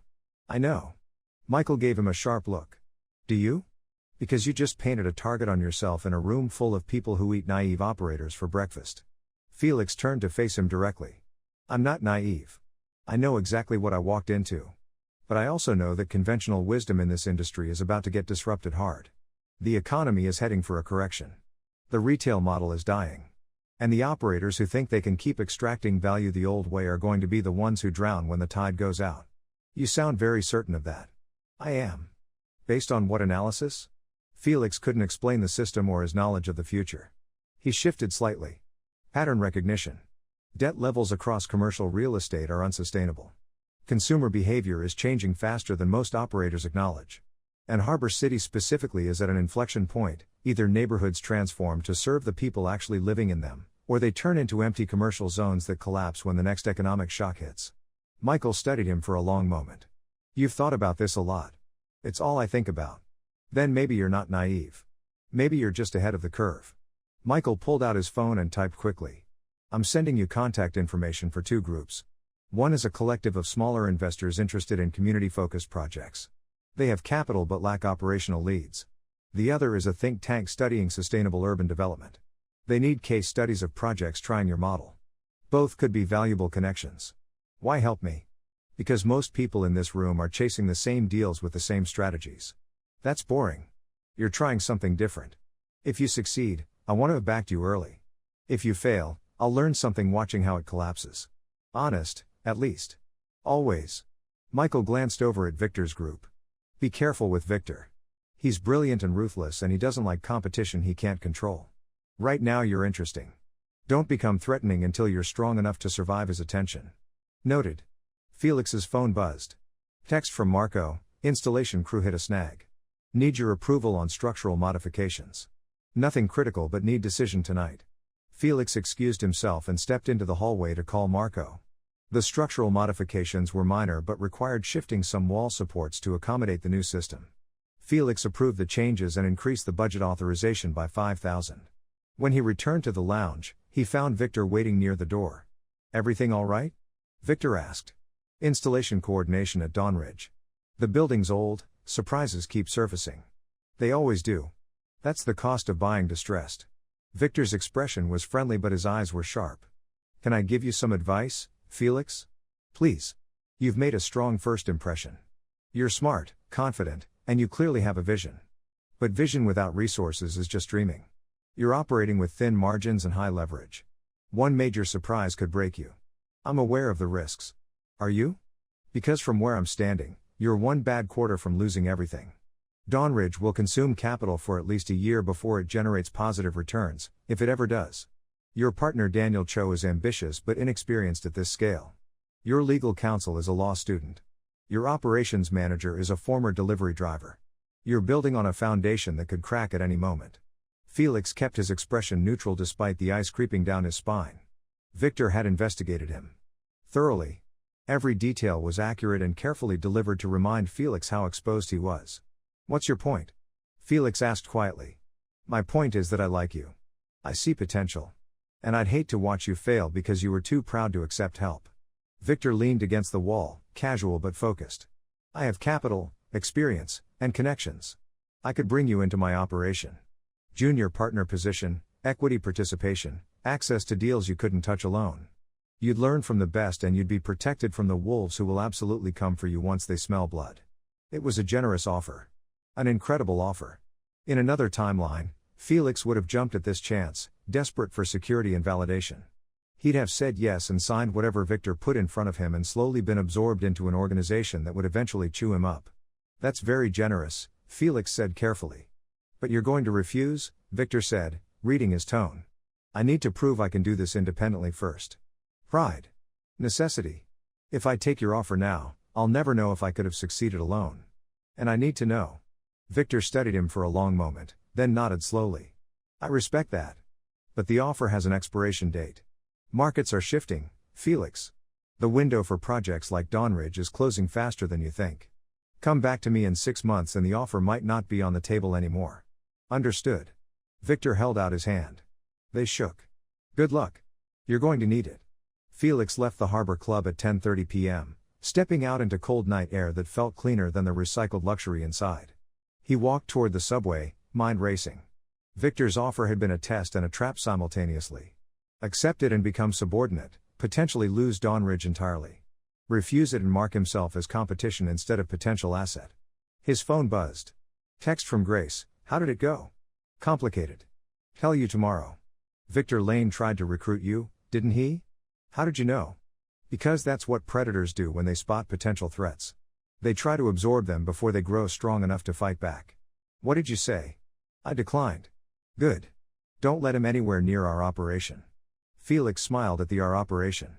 3 days ago Grace had been a law student doing contract work for beer money.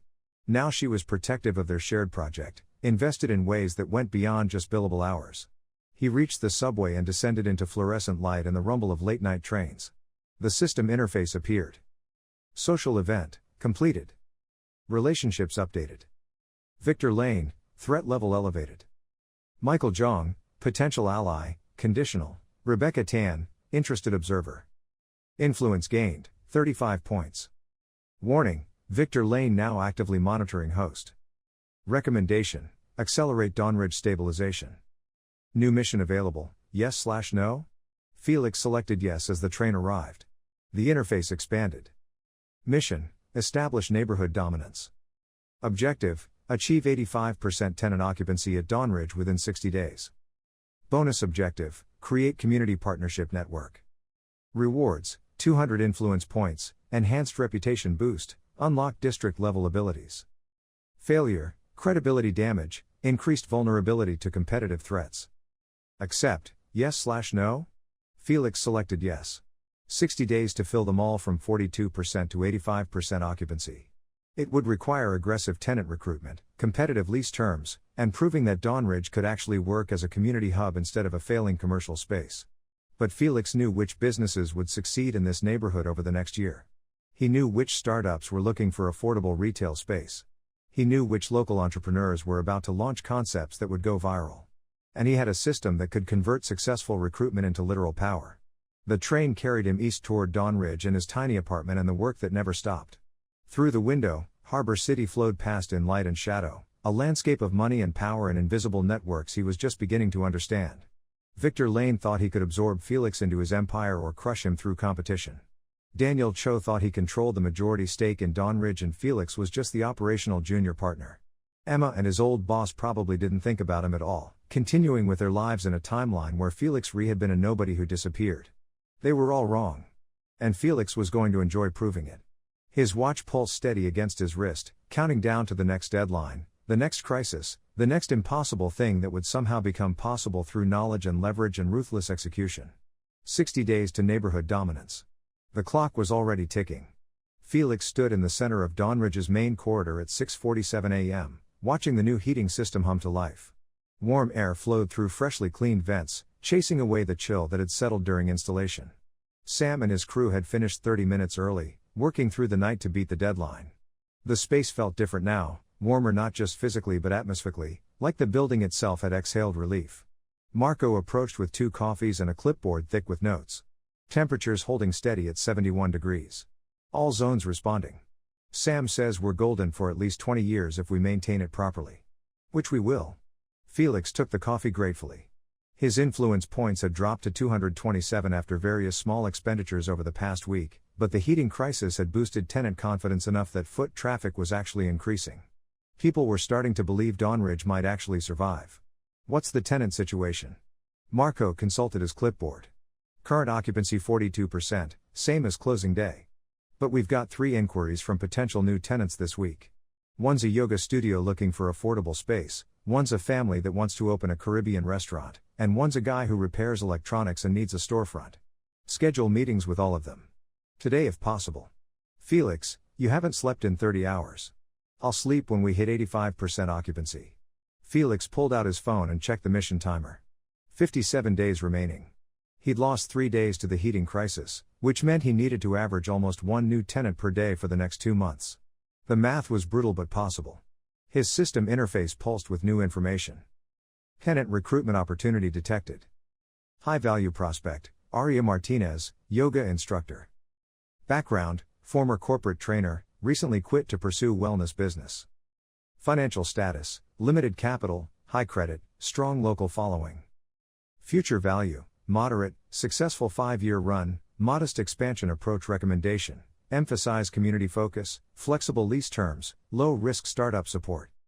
Felix studied the information.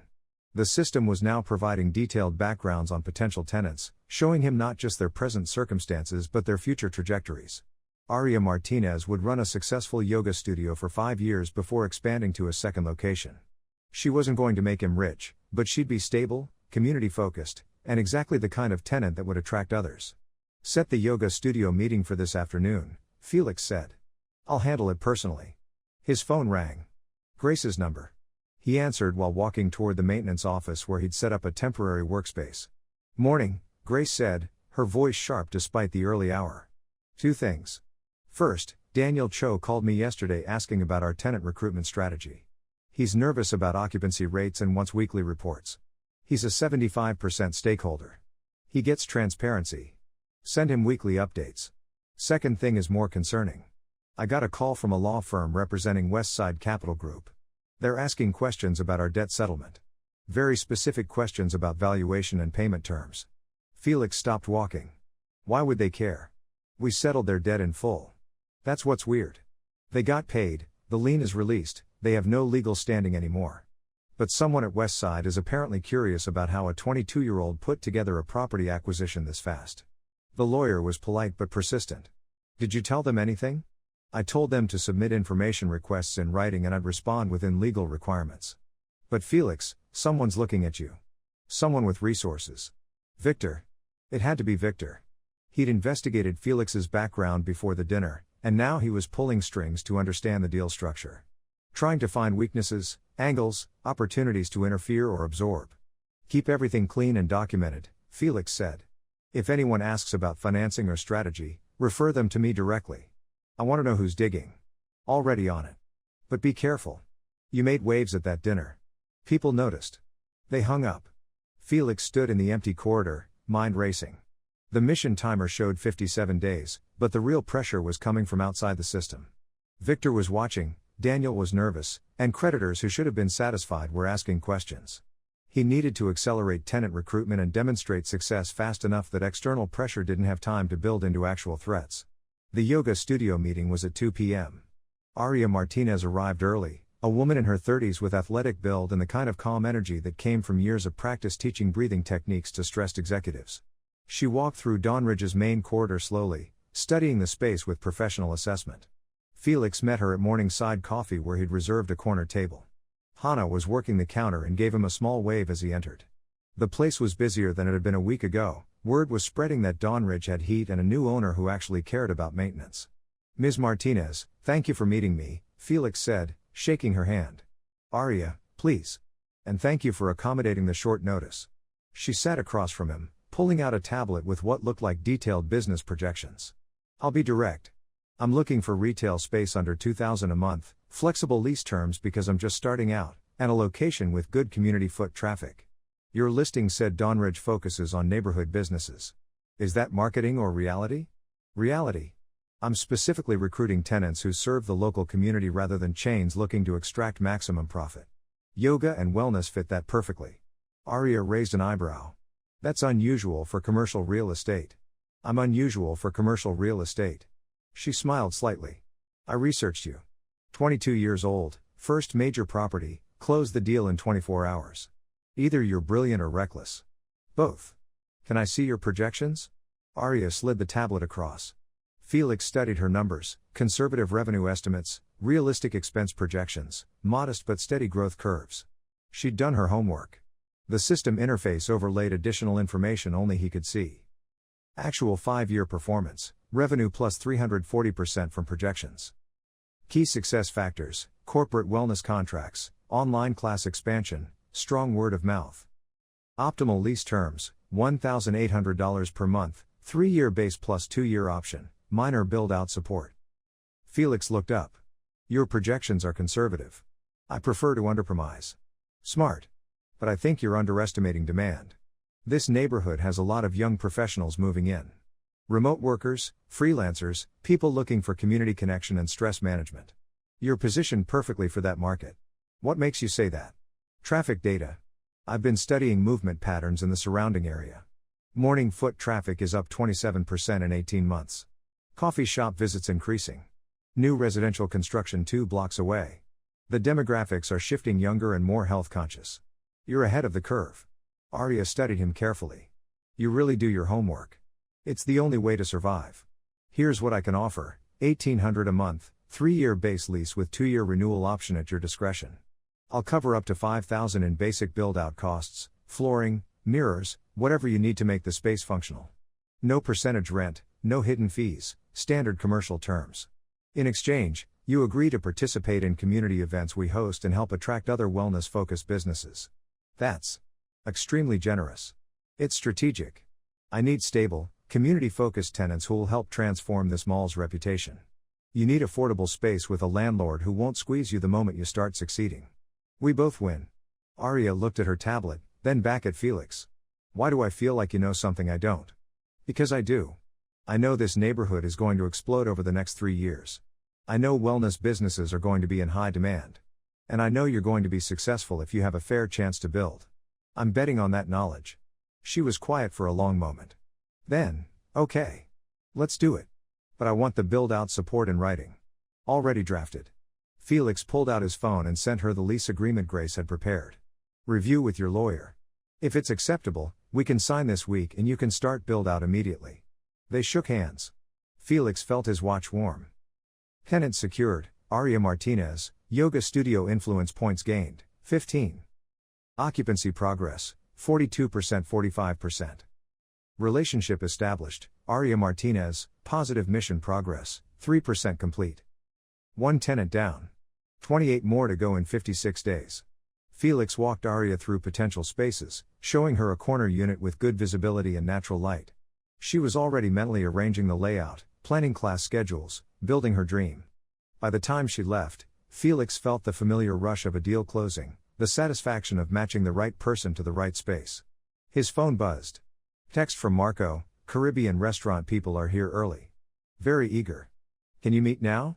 Felix headed back to the main corridor where Marco was standing with a family of 4, 2 parents and 2 teenage kids. The father was tall and broad-shouldered with weathered hands, the mother had sharp eyes that assessed everything, and the kids looked bored but hopeful in the way teenagers did when their parents were attempting something ambitious. Felix he said, offering his hand. Marco says you're interested in opening a restaurant? The father shook firmly. Robert and Diane Charles. These are our kids, Marcus and Lisa. We've been running a catering business out of our home for 3 years. Building a client base, saving money. We're ready for a storefront, but everywhere we look, the rent's insane or the landlord wants crazy terms. The system interface appeared. Tenant recruitment opportunity detected. High value prospect, Charles Family Caribbean Restaurant. Background, established catering reputation, strong recipes, limited capital. Financial status, moderate savings, good credit, community connections.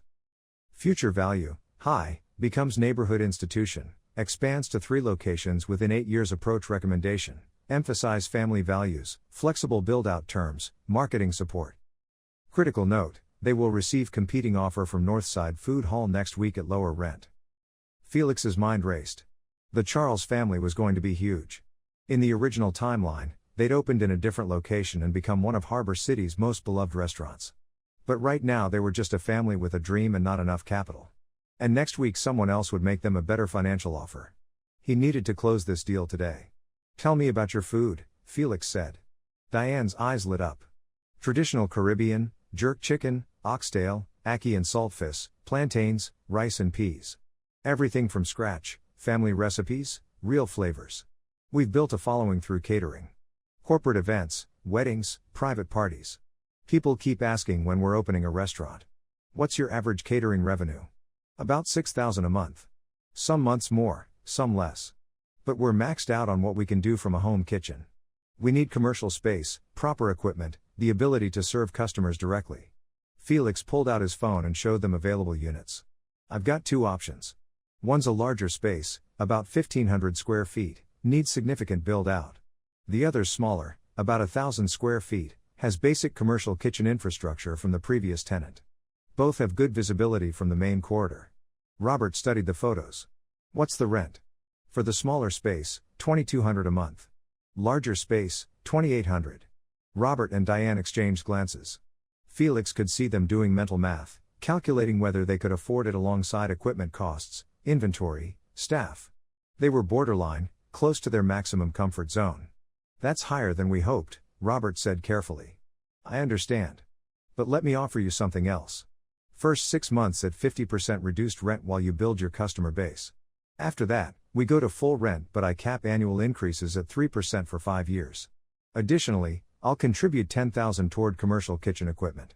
And I'll promote your restaurant through every channel I have, social media, community events, partnerships with other tenants.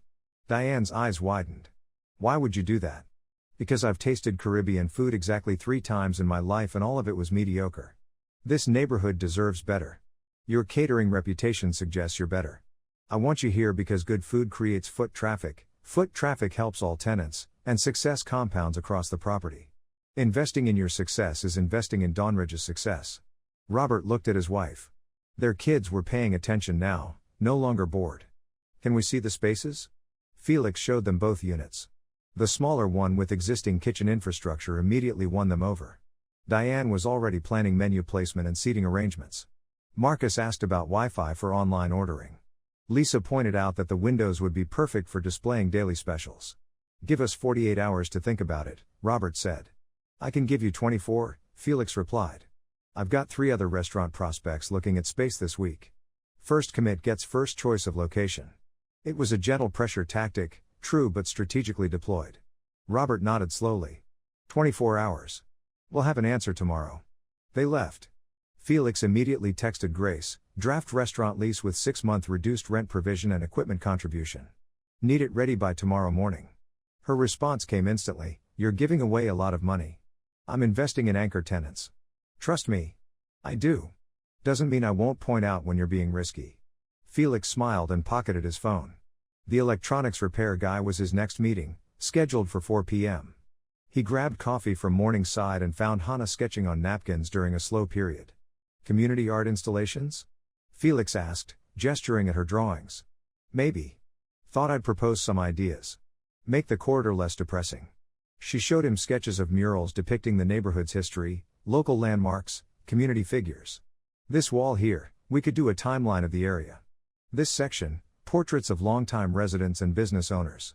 This corner, abstract piece representing cultural diversity. I love it. How much would materials cost? For everything? Maybe $3,000. But I can do it in phases if budget's tight. Budget's tight for everything, Felix admitted. But this is worth it. Let's start with one wall, your choice of which one, and expand as we can. Hana grinned. Really? Really? Beautiful spaces make people want to stay. I need people to want to stay. His watch pulsed. Community investment opportunity. Influence point cost, 30 points. Bonus effects, plus 8% tenant satisfaction, enhanced property reputation, relationship boost. Hana Park. Felix mentally accepted the expenditure. His points dropped to 212, but the investment would compound in ways that went beyond immediate returns. Hana immediately started making notes, planning designs, measuring wall space with her eyes. The electronics repair meeting went quickly. The guy was named James Park, no relation to David and Hana, a quiet 30-year-old who'd been fixing phones and computers out of a tiny apartment for 5 years. He needed minimal space, wanted low rent, had excellent online reviews and steady customer base.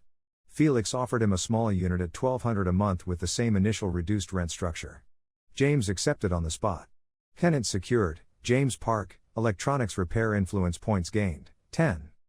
Occupancy progress, 45%, 47%. By 6 p.m., Felix had 3 potential tenants in various stages of commitment. The yoga studio was reviewing contracts. The restaurant family was deciding overnight. The electronics repair was signing paperwork. He'd moved occupancy 5 percentage points in one day, but he was also burning through capital on reduced rents and build-out contributions.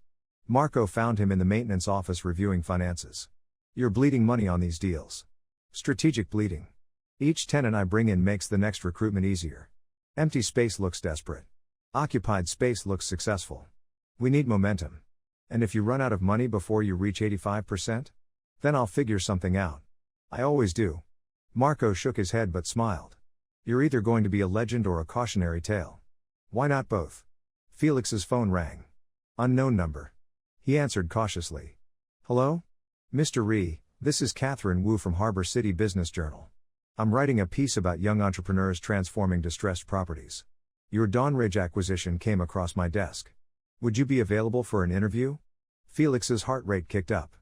Press coverage could accelerate tenant recruitment significantly. It could also attract unwanted attention from competitors like Victor. But avoiding it would make him look scared or suspicious. I'm available, Felix said. When were you thinking? Tomorrow morning if possible. I'd like to tour the property and talk about your vision. 30 minutes, very casual. Tomorrow at 10 a.m. works. Meet me at the main entrance. They finalized details and hung up. Felix immediately called Grace. We're getting press coverage. Business Journal interview tomorrow. I need talking points that make us look competent but not threatening to established players. Threatening to established players is literally your entire strategy. Publicly, I'm an optimistic young entrepreneur revitalizing a neighborhood asset. Privately, I'm building an empire. There's a difference. Fine. I'll send you talking points by tonight. But Felix, once you're in the press, you're visible. That's good for recruitment but bad for flying under the radar. I know. But we need the momentum more than we need obscurity right now. He spent the next 2 hours preparing for the interview, reviewing tenant success stories, memorizing community impact statistics, building a narrative that would sound genuine because it actually was. Dawnridge was transforming from a dying mall into a community hub. The fact that Felix was doing it strategically for profit and leverage didn't make the transformation less real. At 8 p.m. his phone buzzed. Text from Robert Charles, we're in. Want the smaller space. When can we sign? Felix smiled. Tomorrow morning, 9 a.m., my office. Bring your lawyer if you want. Don't have a lawyer. Can't afford one yet. Then bring your wife and kids. We'll make it official. Tenant secured, Charles family, Caribbean restaurant influence points gained, 25. Occupancy progress, 47% 51%. Relationship established, Charles family, invested allies mission progress, 14% complete. 3 tenants secured in one day. Occupancy jumped 9 percentage points. The momentum was building, but Felix could feel the exhaustion creeping in despite his enhanced stamina purchases. He'd been running on system boosts and coffee for days. His body was starting to protest. The system interface appeared. Warning, host physical condition declining. Extended operation without adequate rest risks performance degradation. Recommendation, 6 to 8 hours sleep within next 24 hours. Influence point cost to override warning, 40 points, not recommended. Felix ignored the warning. He couldn't afford sleep when deals were closing. He texted Marco, "Can you handle the Charles family signing tomorrow? I've got the press interview at 10. Sure. But seriously, when's the last time you slept? Define sleep. Felix. I'm fine. Just need to push through until we hit critical mass on occupancy. Then I'll rest." It was a lie and they both knew it. But Marco didn't push, just sent back a thumbs up. Felix locked up the maintenance office and headed toward the subway. The mall was mostly empty now, just security doing rounds and a few late workers cleaning. His footsteps echoed in the corridor where Hana's first mural would soon go up. The subway ride back to campus took 40 minutes. Felix used the time to respond to emails, review contract drafts, and plan tenant recruitment for the rest of the week. His system interface kept pulsing warnings about rest and physical condition, but he dismissed each one. There would be time to sleep when he wasn't running against a 60-day deadline with Victor Lane watching his every move. His apartment was dark and cold when he got back. The tiny studio that had felt like regression and failure a week ago now just felt like a temporary staging ground. Felix collapsed onto his bed without changing clothes and stared at the ceiling. In another timeline, he'd spent years in this building, grinding through college and entry-level jobs, always tired, always stressed, always feeling like he wasn't enough. Now he was still tired and stressed, but the exhaustion felt different. Purposeful. He was building something instead of just surviving. His phone buzzed one last time. Text from an unknown number, "Heard you're making moves at Dawnridge. Impressive. But momentum cuts both ways, build too fast and foundations crack. Just friendly advice from someone who's seen a lot of young operators burn out. V. Victor. Of course. Friendly advice that was actually a threat. A reminder that someone with resources and experience was watching, evaluating, waiting for Felix to make a mistake big enough to exploit. Felix texted back, "Appreciate the concern. Foundations are solid. F." He set his phone to silent and closed his eyes. Tomorrow he'd sign the restaurant lease, do the press interview, continue tenant recruitment, and deal with whatever new crisis emerged. Tonight he had maybe 5 hours before his brain would force him awake to handle something urgent. His system interface glowed softly in the darkness. Mission timer, 56 days remaining. Current progress, 14%. Influence points, 212. Status, exhausted but functional. Next milestone, 60% occupancy. The numbers ticked down. Felix felt himself sliding into something that wasn't quite sleep, more like a controlled shutdown where his mind kept processing deals and strategies even as his body tried to recover. 56 days to neighborhood dominance. He'd make it work. He had to make it work.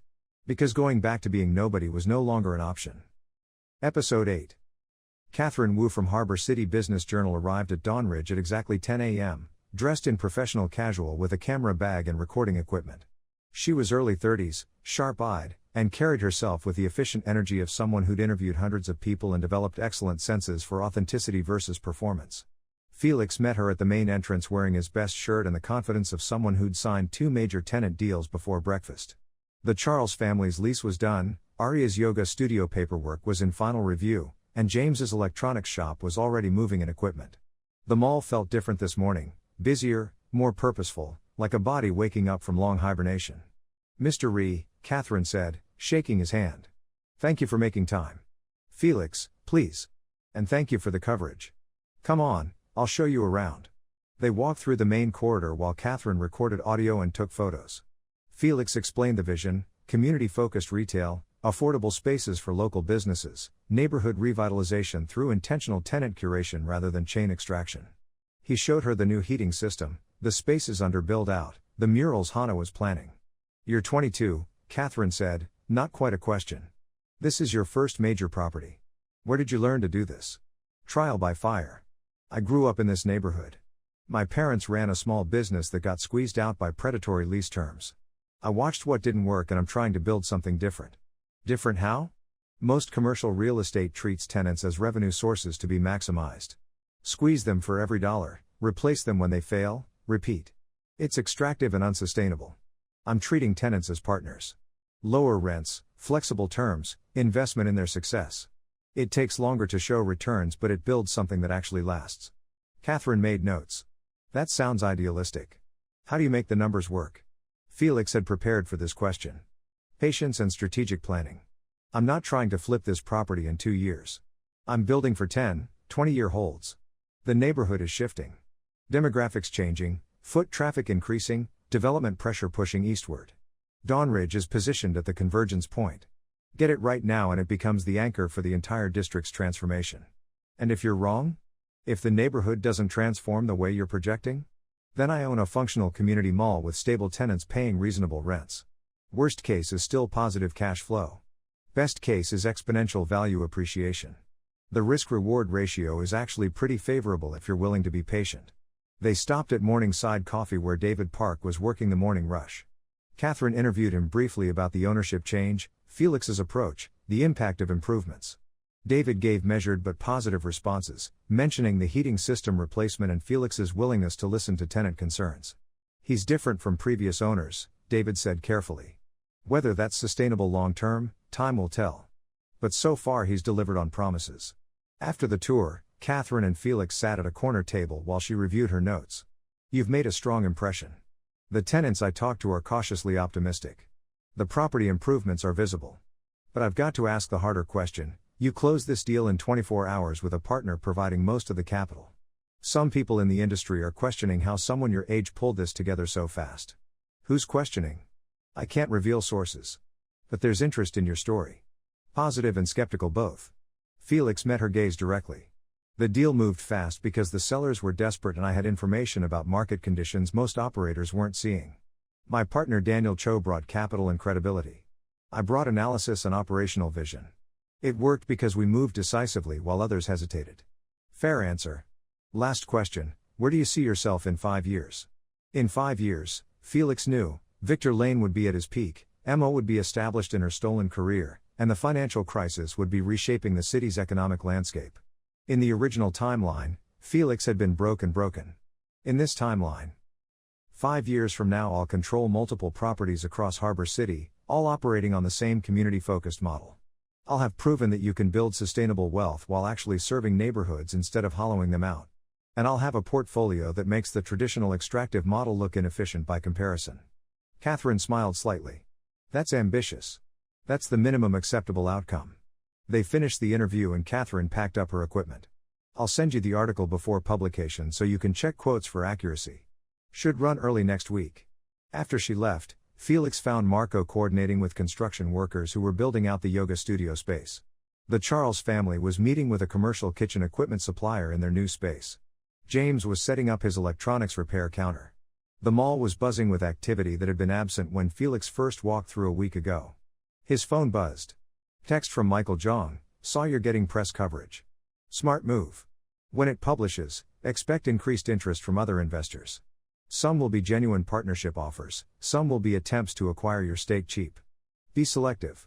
Ms. Felix appreciated the warning.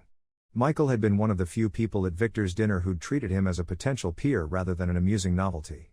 He texted back, thanks for the heads up. Coffee sometime this week? Thursday afternoon.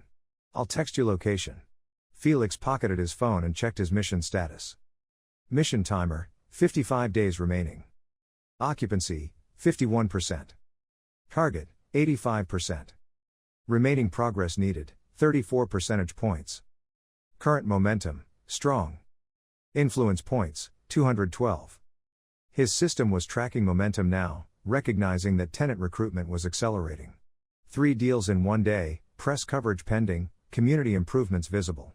The foundation was setting faster than he'd projected. But foundations could also crack under pressure. Grace called at 2 p.m. "We've got a problem. Daniel wants a partners meeting.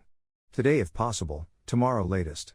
He's concerned about cash burn rate and wants to discuss financial controls."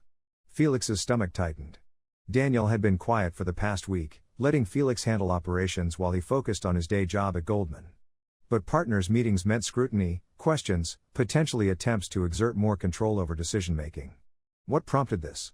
He got the weekly report. Saw the reduced rent provisions, equipment contributions, build-out support. Did the math on how much capital you're committing without consulting him first. "I'm within my operational authority as managing partner." Technically yes. "But Felix, you're spending money like it's unlimited." Daniel put in $2.3 million. He's watching it get allocated to tenant incentives and wondering when positive cash flow starts. Positive cash flow starts when we have stable occupancy paying stable rents. That requires investment upfront. I know that. You know that. But Daniel's a Goldman analyst. He's trained to see risk and minimize it. You need to walk him through the strategy in terms that make financial sense to his worldview. Felix ran his hand through his hair. "Fine. Set the meeting for tomorrow, 6 p.m. Dawnridge Conference Room. I want home field advantage." "Agreed. I'll prep materials showing projected return timelines. You prepare to defend every decision you've made." They hung up. Felix spent the rest of the afternoon building a presentation that would satisfy Daniel's concerns without giving him ammunition to restrict Felix's operational freedom.